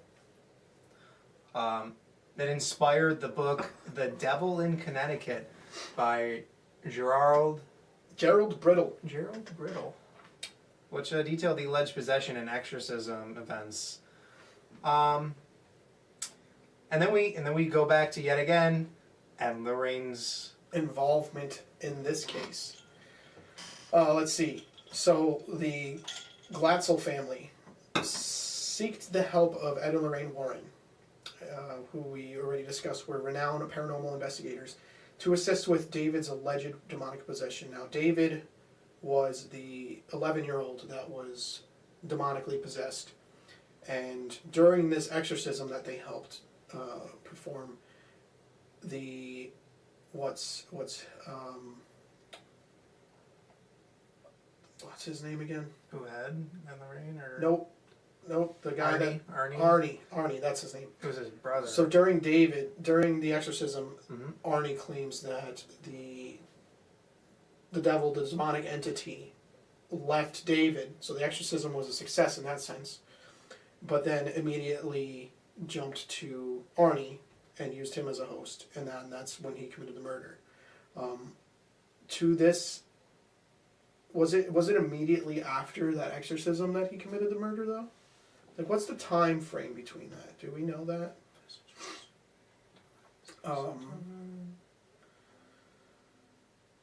Which part of? No. I mean, we're going to get to that other stuff, but I think that it leads to the credence of that exorcism hopping, the demon hopping, if the murder happened very close to that exorcism. I mean, it doesn't have to. The demon could be dormant and just following along and observing, waiting for a chance to strike for so long. But I definitely think that's possible. And I mean, in biblical scripture, there's I believe it's Matthew. I don't remember the verse or the chapter of the verse, but it discusses where Jesus is walking down a road and finds a man possessed by 1,000 demons called Legion. And the demons recognize Jesus and ask him they beg him to please just cast them out into a herd of swine that was nearby to the man that was possessed by 1,000 demons. So Jesus permits that, and these demons get moved to the swine. So that's a case in biblical scripture of demonic possession transference. If something going from 1,000 demons going from a human to a bunch of pigs. And then those demons possess the pigs and cause them to run off of a cliff and drown themselves, and then they were free to go do whatever they wanted to do and wreak havoc in the area again. But I just thought that was interesting that is a case that is actually accounted for in the Bible, and that it's also what is the claim of defense here is that the demon left the child and went to the man, Arnie. Now, maybe because he wasn't able to do it as the... Arnie also egged on that. I read that Arnie was like, "Come on, take me on. Oh, take me instead of the kid." Like at first, it was kind of like teasing the demon. Maybe he did that. Maybe the demon did that on purpose. He wanted to get to him because he wanted eventually to get to him to commit the murder. It could be. So he went after everyone's good conscience. So he went after the child, and then he's like, he knew that eventually he would have to say, "Oh, do this to me," because he didn't want to see his little brother. That was the brother of his fiance. Brother's fiance still his Yeah. his family. Yeah. That he didn't know. I'd rather, dude, take me instead. Take me instead. At first, it was more like taunting the demon, like, "You can't get me," and then it turned into "take me instead." So, I mean, both of those are invitations, that's for sure. So the demon could have, I think the demon did jump. I think the demon did take him. I think that it is very plausible defense in that case. What are we about to check out over here? We have an actual interview. It's 28 minutes. Not going to watch the whole thing, but we can skip to some of the parts. This is Ed and Lorraine Warren. Kind of like how they got involved. So we'll watch a little bit here. Can you tell me a little bit about how you got involved in this case right from the start? We were contacted by...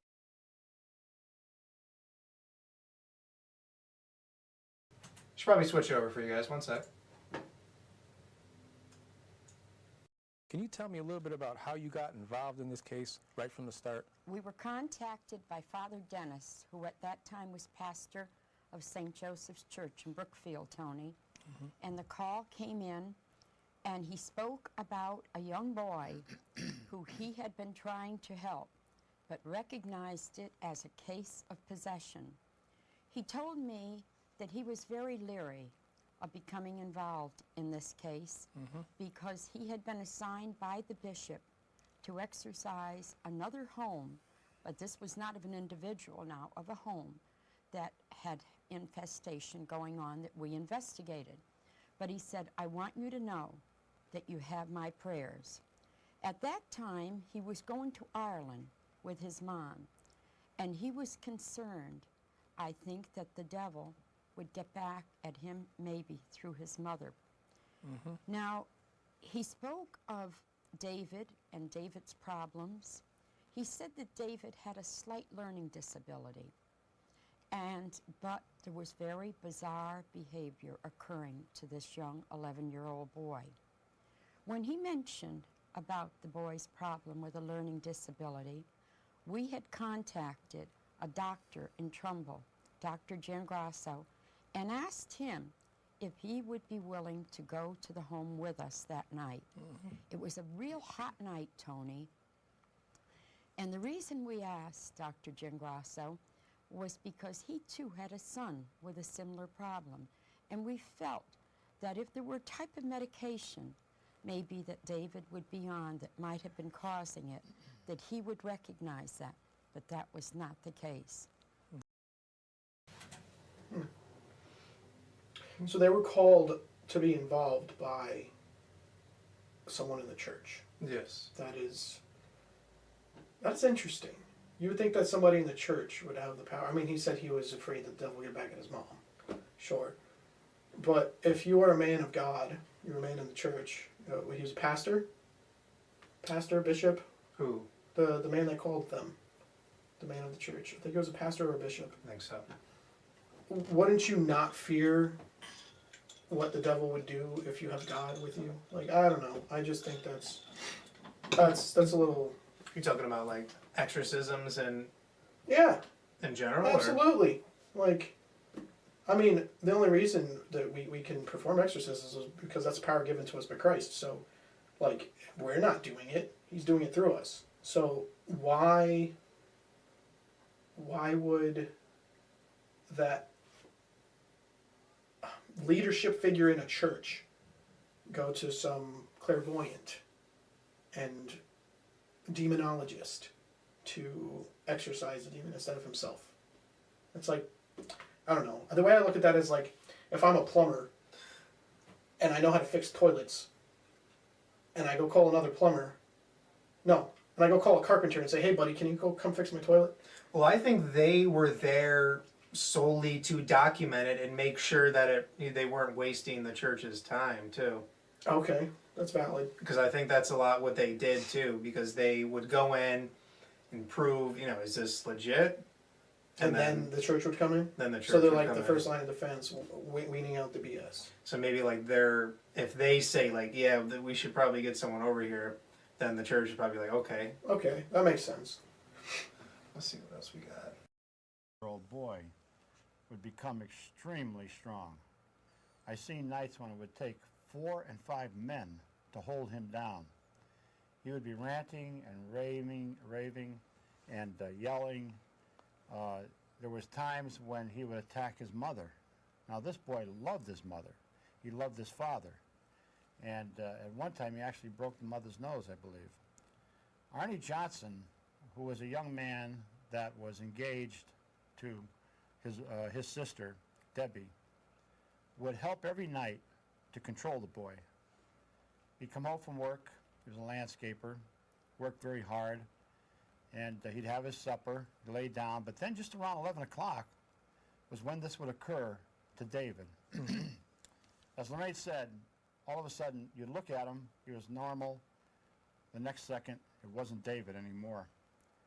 And this would go on until the sun came up. The boy would roll around, he would go into fits. I seen one time when he actually levitated, had extreme strength, terrible obscenities would come from him. I just think that the fact that this 11-year-old boy is capable of holding off 4 to 5 grown men, huge evidence towards this demonic possession claim. I will say it's a little convenient that if, let's just say, entertain the idea that Arnie wasn't possessed by the demon, it is a convenient defense that I'm not going to deny that David was possessed. Maybe Arnie is just a skeptic, considering other possibilities, but maybe David the exorcism was successful. He was successfully freed from the demon, and the demon didn't go into Arnie. But Arnie's like, now's my chance. I'm gonna kill someone. That's the other thing. I feel like that's such an elaborate. It is very thing to go through, and if that's the case, then is that the same thing with the Amityville? Was he using that as an excuse to kill his family, or what did his family do to him to make him want to kill everyone? What did the landlord do that would make him want to kill the landlord? Yeah, I'm very curious about what that. Can we see on the video here if there's anything that explains the landlord interaction? Father, the beast. Outcome. No, there's nothing labeled. Because I really wonder what that altercation was about. I mean, was it rent? Was he like? That's the initial thought I had. Dude's asking for rent, and then he's like, "No, cha cha cha." But for it to set up before with the precursor was the demonic stuff. Right. So which came first? Well, it had to have. Yeah, absolutely. The murder had to have come afterwards. Absolutely, because then it wouldn't be a valid defense. And I'm just considering other possibilities. I still believe that most of this stuff is due to demonic possession. Let's see what they say happened. Hold on. There was actually, Arnie had gone to a pizza parlor with Debbie, his fiancée, and his sisters. They met Alan Bono there, a friend of theirs. They went back to the Bono's house, and Arnie disappeared for a few minutes.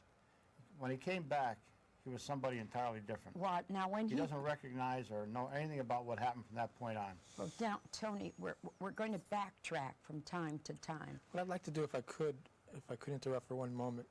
I know, Ed, that you and Lorraine both have brought slides tonight. You think Yes. perhaps we should look at perhaps the first few slides just to get an idea Yeah, of to what get an idea. this was all about? Yes, that's a good idea. So if we could, I'd like to bring up, if we could bring up that first slide, and we'll let All you right. talk about it. The first slide, of course, is of St. Joseph's Church Okay. in Brookfield, Connecticut. All right. This is where the first exorcism took place. Okay. And it's an exorcism that I'll never forget. The first one actually was in the convent, and that was not successful. It was that morning when David came under possession and would not get into the car. He ran away from his family. He had a knife. He actually tried to kill his mother and his grandmother. And this is not David. David was a very... All right, that right there. So that kind of dismantles that notion that the 11-year-old wouldn't kill, because he just said he tried. If they wouldn't have stopped him, he would have killed his mom and grandmother. Right. I don't. That makes me think that the whole demonic possession transference is what really happened. Because how did Arnie kill the guy with a knife, pocket knife? How did he come at these people with a knife? I mean, it's the same method he tried to. The demon used these people as vessels to try to harm people was with a knife. That's a common thread there. Interesting. very complacent child, very docile. And when I walked in, he was laying on the bed in a fetus position. This priest was standing alongside of him. And I said to the priest, "Don't stand so close," because he had a bad habit of taking his fist and just hitting you. The priest backed up, and suddenly that boy rose up out of the bed very swiftly, landed on the floor, ran into a bathroom, and locked the door. He would not come out. Hysterical laughter came from the bathroom. Finally, we broke the door. We got him out of there. We brought him to the convent at St. Joseph's, where the exorcism was performed on September 9th, the birthday of the Blessed Mother. Yeah, September 8th. And we felt that this would be successful. And he told us that what they called the beast, which was seen many times in the house and out in the grounds, was back at the house. I went back there, and I had taken holy water with me while the priest stayed in the convent. I then went through the house, and I used what we call religious provocation. I sprinkled the holy water, and there was a rocking chair there. This rocking chair suddenly started to move back violently, back and forth. There were loud pounding sounds in the house. And then what I could hear is growling down in the cellar. Now, these were some of the sounds that we heard the very first night that we went there with Dr. Giangrasso. But it sounded like somebody had a 2x4 and was hitting the floor underneath us, but nobody was there. Yeah, the floor. Now what's this second? That's some crazy stuff that's happening right there. With the exorcisms. I think that it definitely was a valid defense in this case. Let's go back to the case here. Let's see.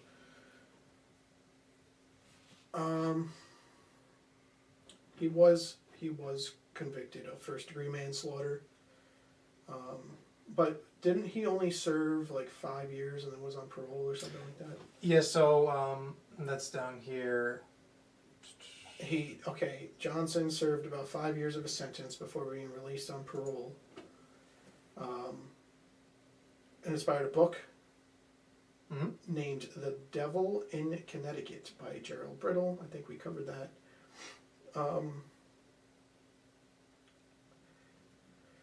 Let's see, the paranormal investigators and Lorraine, we were just watching their video. Involved. Okay, this is what I wanted to bring up. It is important to note that the Warrens' work is often a subject of debate and skepticism, and their methods and findings are not universally accepted within the scientific and paranormal communities. I wanted to discuss sort of a defense for them, that science as we know is only what we can explain up to date today. Like, go back in history 1,000 years, and we don't have a way to harness electricity and utilize electricity. Did that mean that electricity was not real 1,000 years ago? No, I believe it was real. We just didn't know how to tap into that force, tap into that, and utilize it. So I think that when people use science to debunk everything, that it's not a catch-all, end-all, be-all type of situation with that. I think that there's, sure, the scientific method of hypothesis, trying to prove it or prove it wrong, and then make a modification and test a new hypothesis. Sure, I think that's important, but I think that just saying the science says this is impossible, I think that's just out the window, because there's so much we don't understand, and that closed-mindedness is how we don't discover the truth. That's something I just wanted to point out right there. Didn't you look into what the dates of these murder events had in common? So I was trying to see if anything if they had anything in common. I looked at both of the exact dates, and nothing really was similar. And then I was like, oh, maybe it has something to do with something else. So I researched the moon phase. Right. And it could be nothing, it could be something, but the moon, the angle of the moon on November 13th, 1974, from the other case, the Amityville, was 29.69 degrees. Now, what exactly is a moon angle? The moon angle, it's like a specific location in the sky at that moment. That includes the time of event?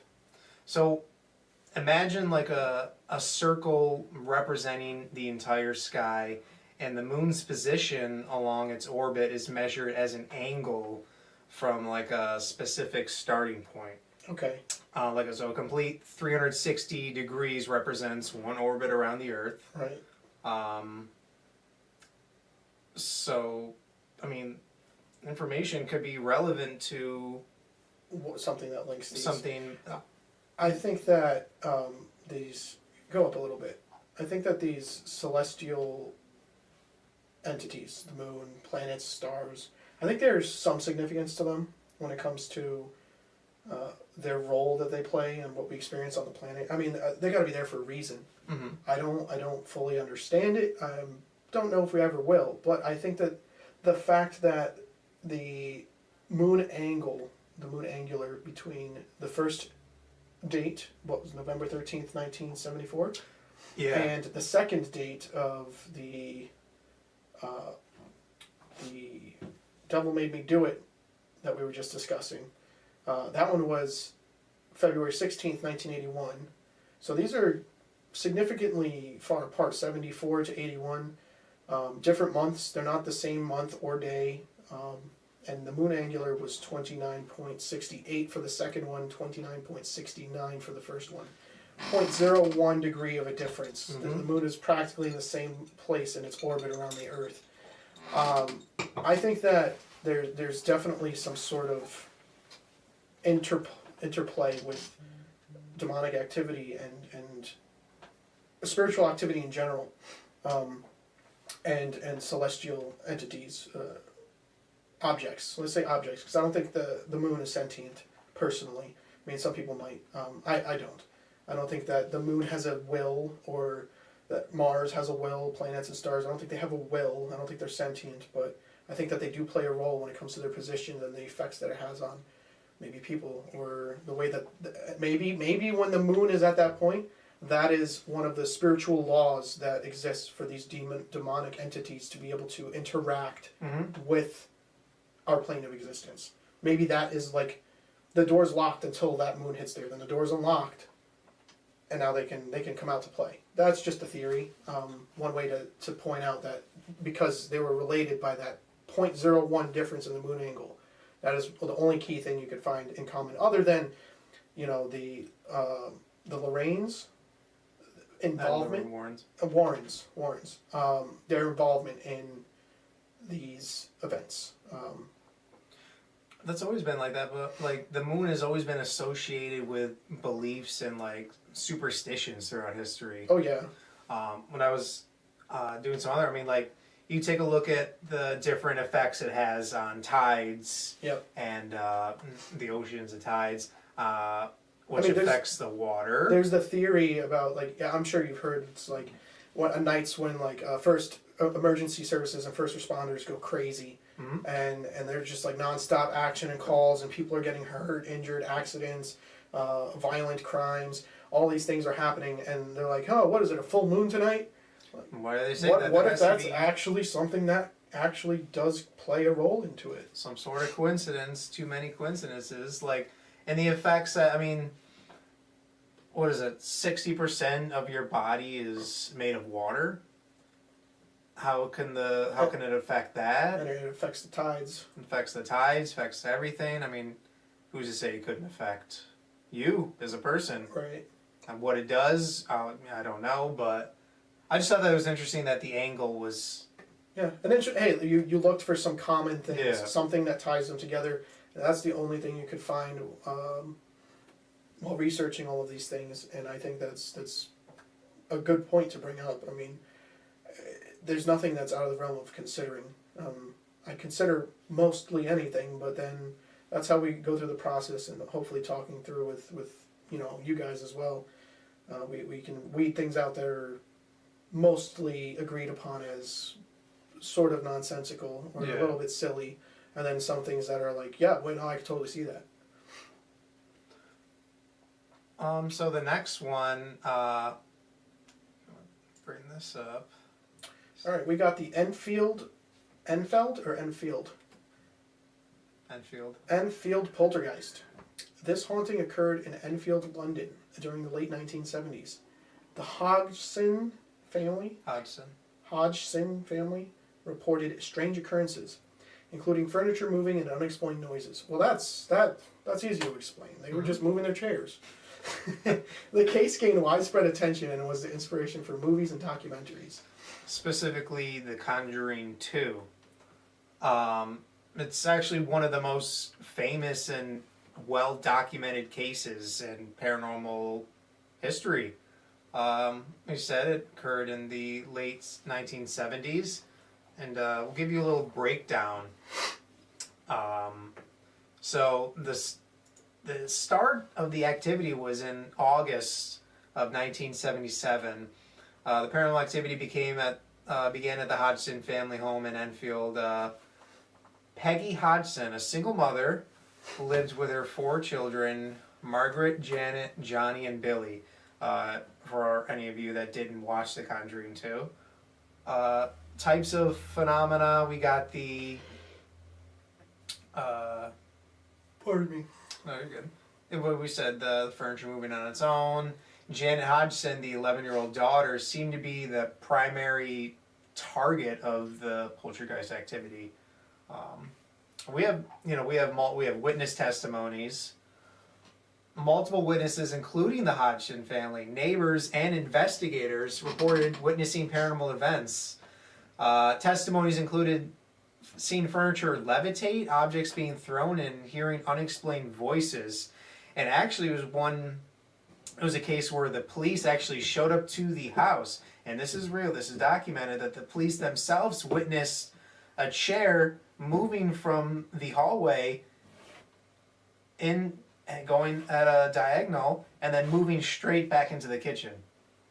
What? And it was witnesses. So it moved on 2 different axes? Yes. So it's not like somebody just pulled a string? Yeah. So you can't debunk that really? And the officers, it was a female officer and a male officer, they tried to look for... 2 officers saw? 2 officers saw this. So they corroborate each other's story. Mm-hmm. Testimonies, I should say. Yeah. I'm trying to replace the word story with testimonies because stories just make it sound false by presumption, whereas testimonies are recountings of an experience, and I think that experiences are important to share, especially when it comes to the paranormal and the supernatural. Now, this investigation wasn't entirely done by Ed and Lorraine Warren. They kind of came in at the tail end of this. The majority of the investigation was by Maurice Gross and Guy Lynn Playfair. Maurice Gross was a paranormal investigator, and Guy Lynn Playfair was a writer. Began investigating the case. They spent a significant amount of time at the Hodgson home, documenting occurrences and attempting to understand the nature of the phenomena. I don't know if it's right here, but we have some, where is it? Okay, it's down a little further. But we'll start playing this quick video here, and then we go later on in the footage. We actually have the actual recording of alleged demonic voices coming from the 11-year-old. Whoa, I just want to hear that. We'll start here first. If it lets me pause it. Alright, switch over. The town of Enfield was North London. The kid I was a very outgoing child, very energetic. I love swimming and I love sports. Now that's actually her. That's actually her both times? Yeah. No, not her. So the picture and then was her younger. Right. But she was basically the... That's the primary target? Yes. Okay. Yeah, Janet. Sorry, I just wanted to confirm the name. Alright, let's go back. I was sort of helpful towards my younger brothers and sisters. It was just like a normal family life, really. We had no knowledge of the history of the house before the happenings and the events started. This racket started to occur in the back bedroom and some disturbance. And my mum came into the room and she said, "Johnny and Janet, pack it up and sleep. We've got to get up in the morning." And the chest of drawers near the wall and the door had slid into sort of the doorway.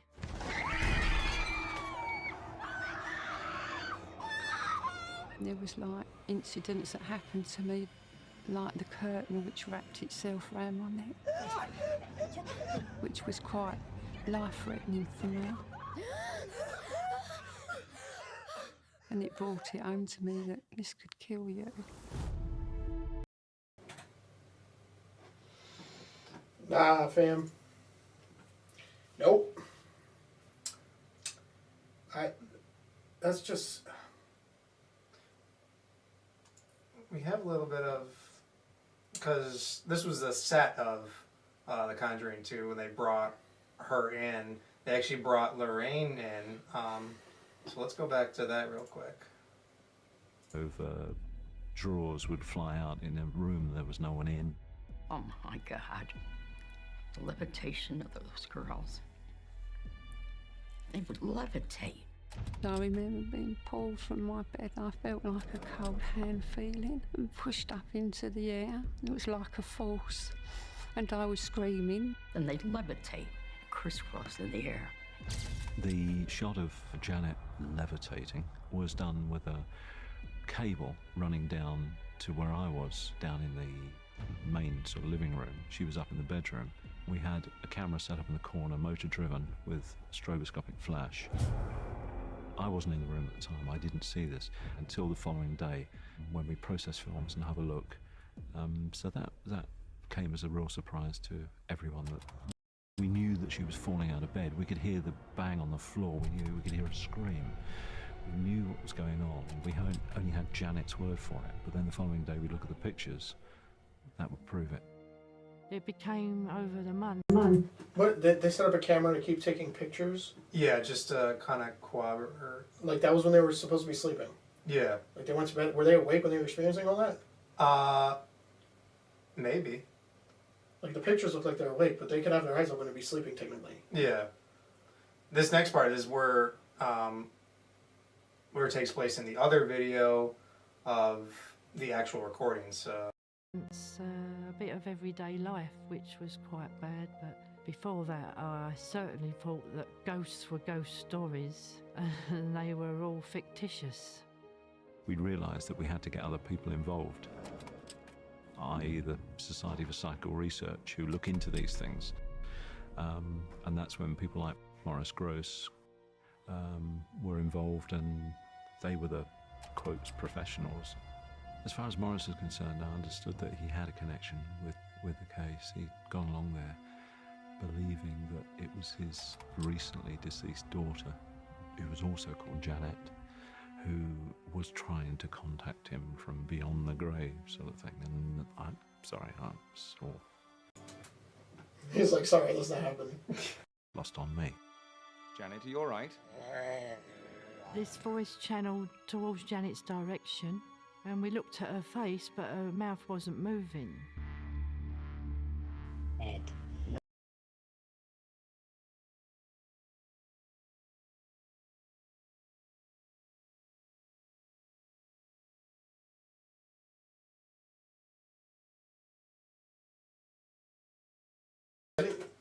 I think that they're sounding like, it sounds like that case was their possession. I mean, I've never seen The Conjuring two. I've never seen that movie, so I'm not really familiar with what those unfortunate, poor little girls experienced. But it definitely, I mean, you said it sounds like we're going to be listening to some demonic voice, right? Mm-hmm. That sounds like possession. I mean, especially from an 11-year-old. With the 11-year-old little boy, David, he had the strength to overpower 5 men. Mm-hmm. With these little girls, they had the ability to levitate, and they were extremely strong too. He mentioned mm-hmm. they were extremely strong. So, and it's not like that's coming from nowhere. And then for them to project their voice, actually, we go on further in it. They actually wanted to make sure that, because they still thought that she was faking that deep voice, mm-hmm. that they made her put water in her mouth. So she put water in her mouth, and then something was still able to go through her and speak in that manner. And after she was done, she spit the water out. Do we have that? We just have the recordings. Was that recorded? I don't know. Let's listen to one of those recordings. All right, let's go further down here. He wants to hear it.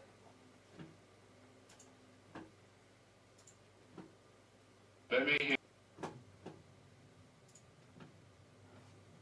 hear you say my name. Come on, let me hear you say my name. Viewer discretion advised. That's not my name.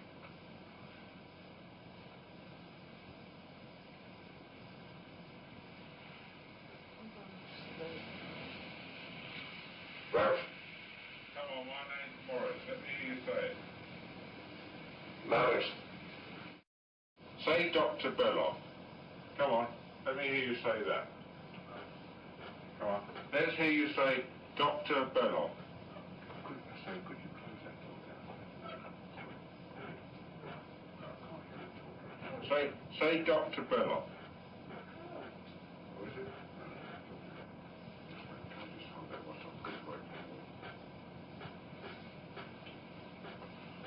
Now, if you squeak the bed, I can't hear you talking. Now, say Dr. Belloc. Come on.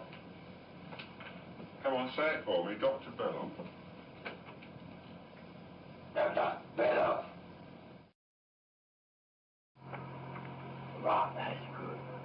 I know. Shut up that door. I'm 72 years old. I come from Jewel Park, graveyard. And I have right near the church where Rita lives. And all my friends come from there as well. And we all make okay. And go back to this other video when they play some from here. No. Hold your let me on that. No, get me. No, I don't want to. No. Yeah, I'll do it. Ain't a whole lot. I think So what I want to know is, what are these kids doing to get possessed?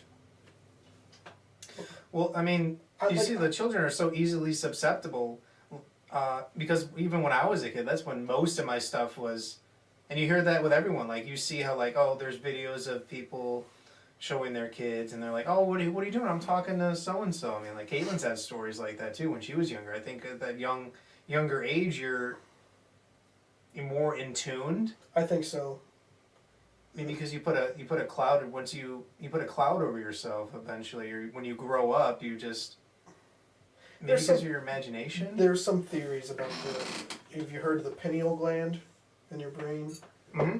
That it's responsible for producing DMT, dimethyltryptamine, which is produced while you're dreaming, and I didn't look super deep into this, but there's some theories that mention that the pineal gland is responsible for our sensitivity to spiritual things, and I think it's mentioned in like, even maybe I might be butchering the religious system this comes from, but I think it's Hindu.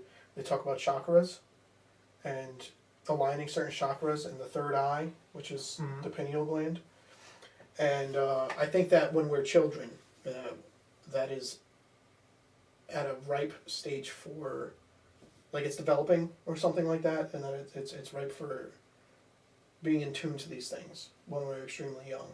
And I think that when we get older, it kind of gets clouded, as you said. You're more of a target when you're younger. Yeah, that too, because you're not knowledgeable as to what these things could be. I mean, like, you know what really terrifies me is that I believe in a lot of this paranormal and supernatural stuff, and I don't remember ever having an experience where, like, I thought there was a monster under my bed. So I go and I scream in my mother's or father's bedroom, and I ask for them to come check. And I don't remember doing that. Maybe I did. I'd have to talk with them. But I really don't remember doing that. I remember having nightmares and, running to the room and asking to, crawl in bed with them because I didn't want to sleep in my room anymore. I was terrified of my nightmare. But what really terrifies me is, as I grew up and, as an adult now, I acknowledge that a lot of this stuff is real. Mm-hmm. And, like, what am I going to do as a father when my son comes in my room at 3 o'clock in the morning when he's 6 years old and says, Daddy, there's a monster under my bed? I mean, that's the thing, too, is where you said, now that I know this is real, when you're young, you think it's... No, you think it's real when you're young. Like, I think you're more afraid. Yeah. But what am I going to do now? I mean, I know what I'm going to do. I'm just going to call upon the name of the Lord. But, like, I'm not going to lie to my son and tell him, oh, no, there's nothing under your bed. If he saw something, I'm going to be like, what did you see? Mm-hmm. What is that? Let's go hunt this shit down. Let's find out what it is. All right, I'm going to teach you how to deal with this. Let's say a prayer. Let's ask for Jesus' help. But that's terrifying to me that for so long, and still today, many people don't consider the aspect that when a child is coming in fear, pure fear to you, genuine fear, that there's a monster in their closet, or there's something in the bathroom, there's something under the bed, that they're not making it up. They're not just scared of nothing. They're not just scared of the dark. They saw something, and most parents just dismiss that. And I think that's just a terrifying thought that's happened for so long, that hopefully more people will be, woken up to the existence of the truth of all of these things, that they'll be more open-minded now going to future generations. Maybe we'll be doing a service by exposing some of this stuff to people. I hope so. And then, like, that stuff's happened to me when I was a kid. I mean, I remember always saying that there was something in my room. Like, I see something in my room. And I don't remember this part, but my mom told me one time that when I came to her and said, there was something in my room, and I said I hurt.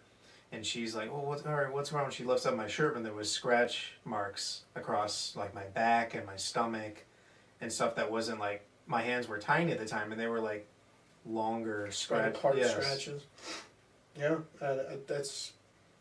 Did she take it seriously? I don't know. I don't really remember. It's something you could go back and ask. Maybe she'll remember.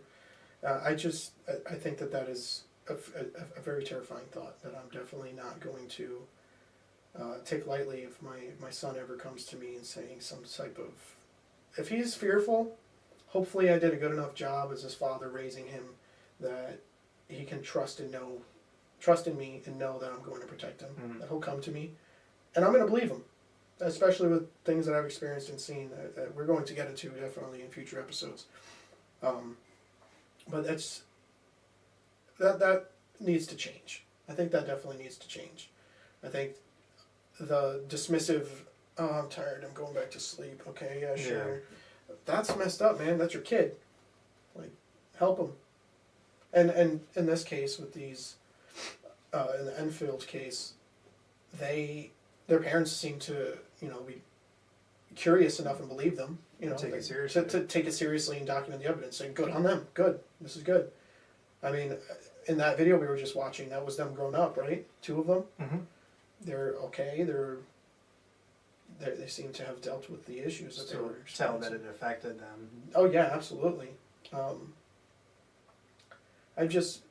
Root thing is what brings these experiences? Why, like, even if you didn't ask, like, I think possession you're asking for. Some way you may not have realized or not. My theory is that there is some spiritual law that you checked the box in the I'm okay with this, that you don't realize that you did. Like with if you're going on a ghost hunt and you have that, what was it, a spirit box? The spirit box, the ovulus. When you take those devices, you said they acted in the similar vein as a Ouija board. Mm-hmm. If you use a Ouija board, you're inviting that. You're inviting things.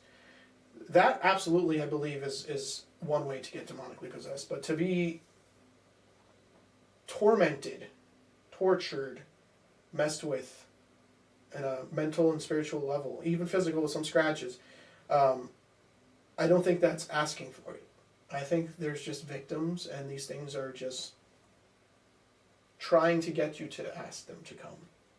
That's what my theory is. Okay. No, I can agree with that.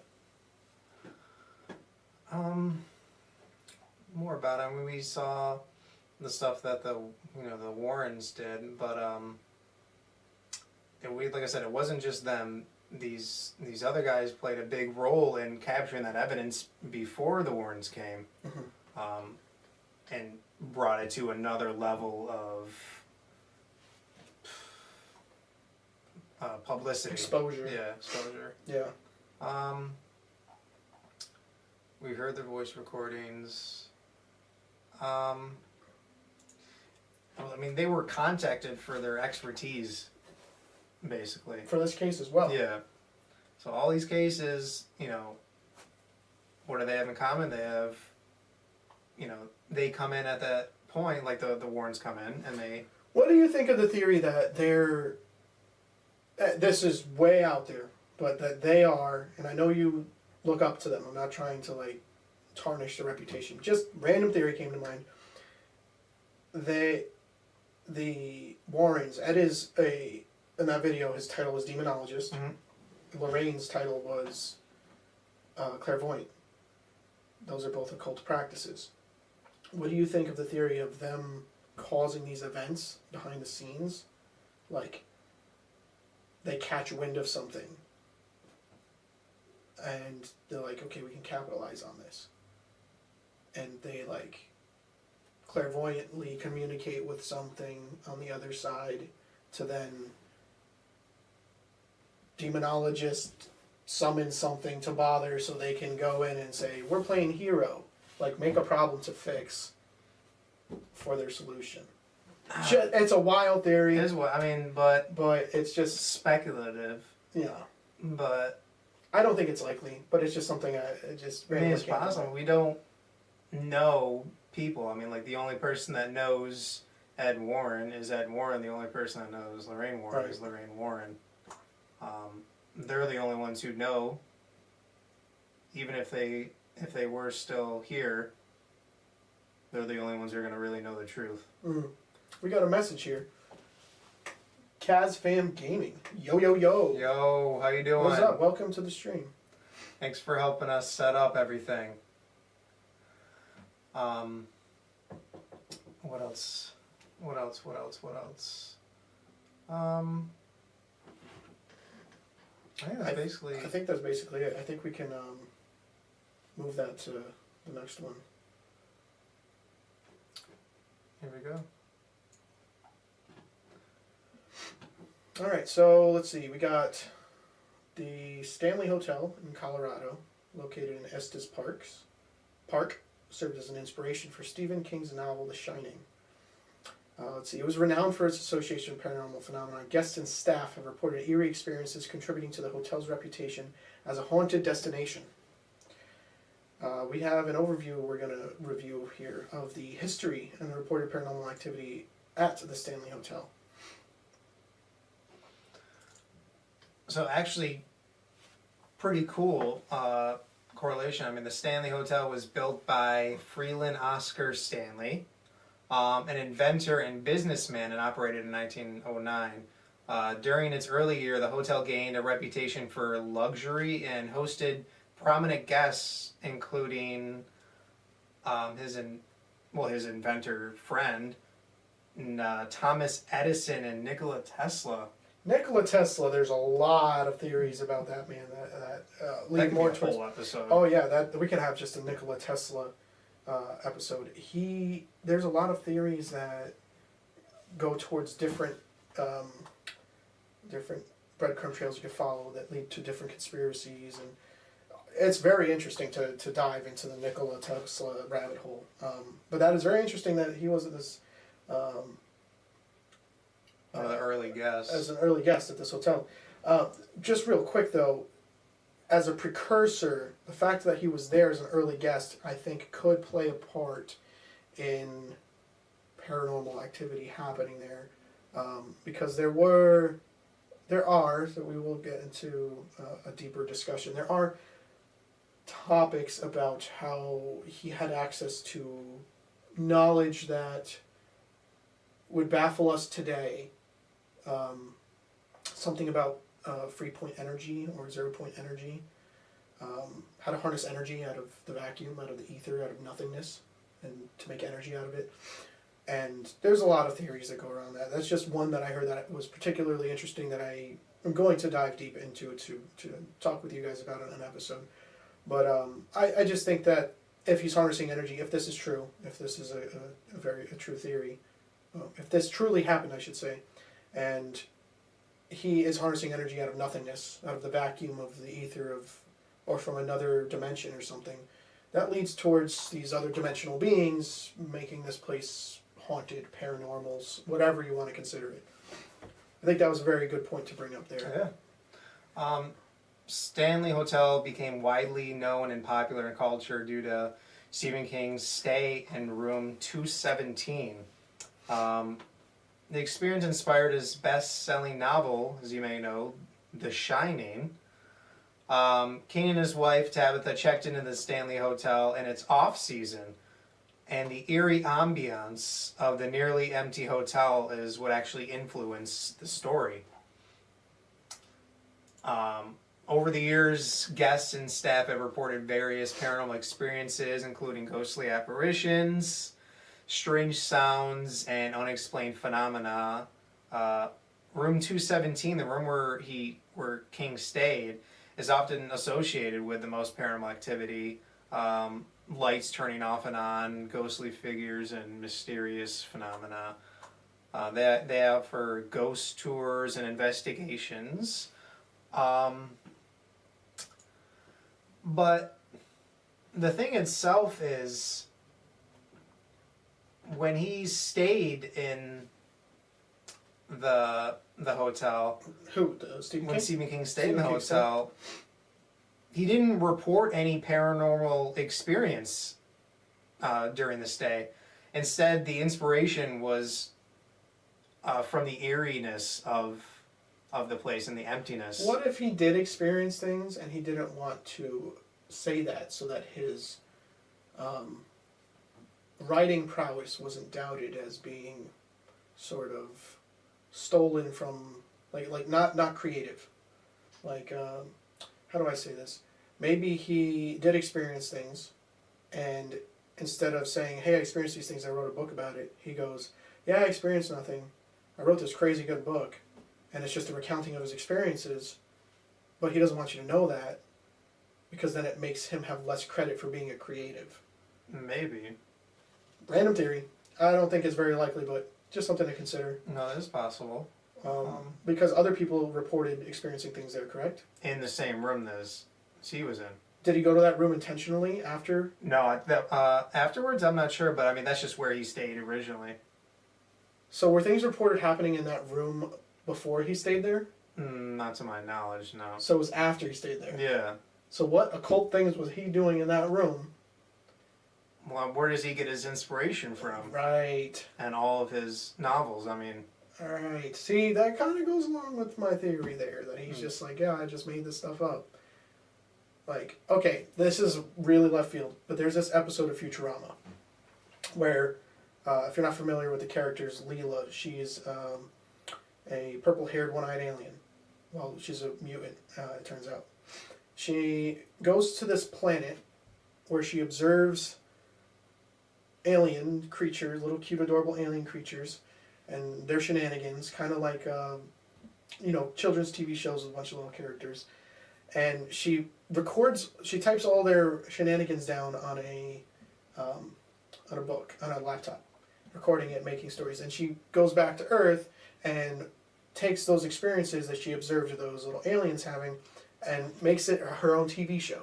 So she's literally just recording with her mind and typing it out, and then making it into a TV show where they have little people dressed up as mascots representing the aliens, and they act out the TV show, and then she gets caught and busted saying, well, she was made to feel super guilty, I believe, and she admitted that she was a fraud, and Bender called her, that's what it was, the robot,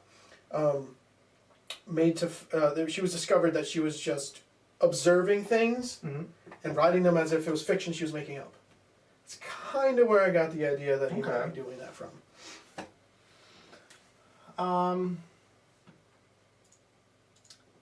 Token aspects. Yeah, it was associated with. I mean, but now multiple guests are reporting these things. So now that's just not just. So I think that whatever he did there, he tapped into something and it stayed behind. Or like another left field thought. Maybe the stories that we share, as in him or just any of us, and the journey you embark on are an example of creating something out of nothing.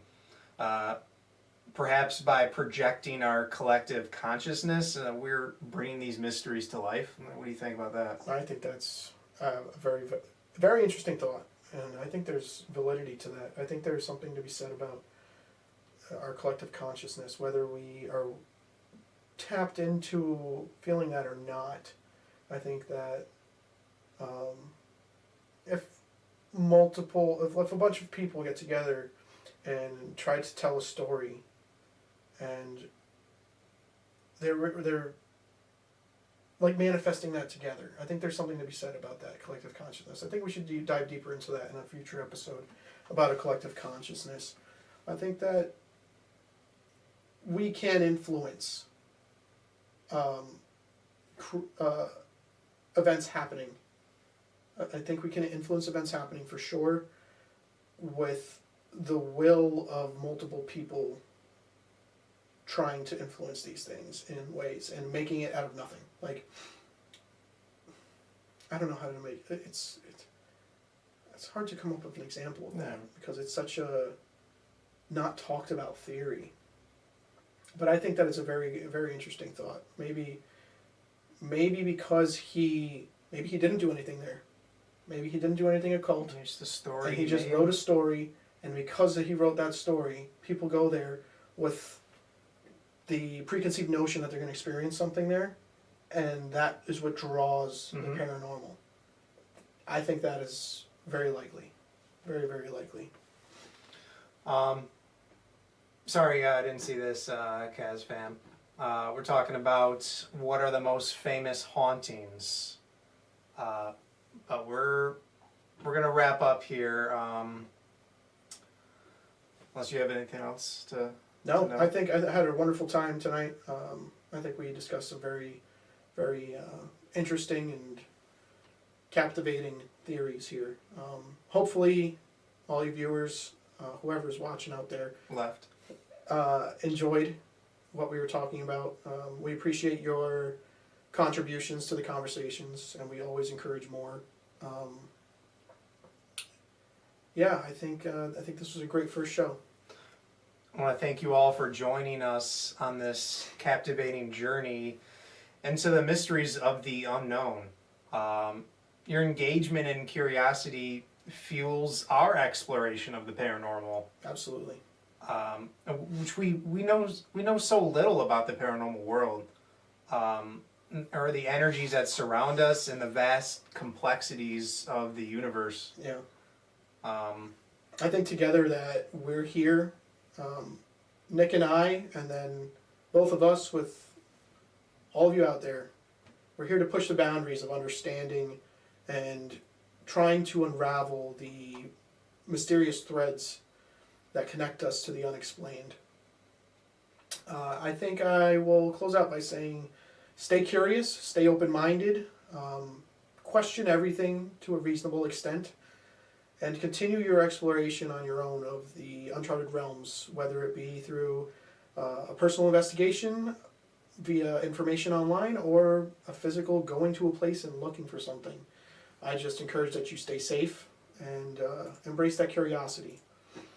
Until next time, this is Beyond the Hub podcast, where the realms of the paranormal and conspiracies collide, and the truth is waiting to be unveiled. We'll see you next Monday. See ya.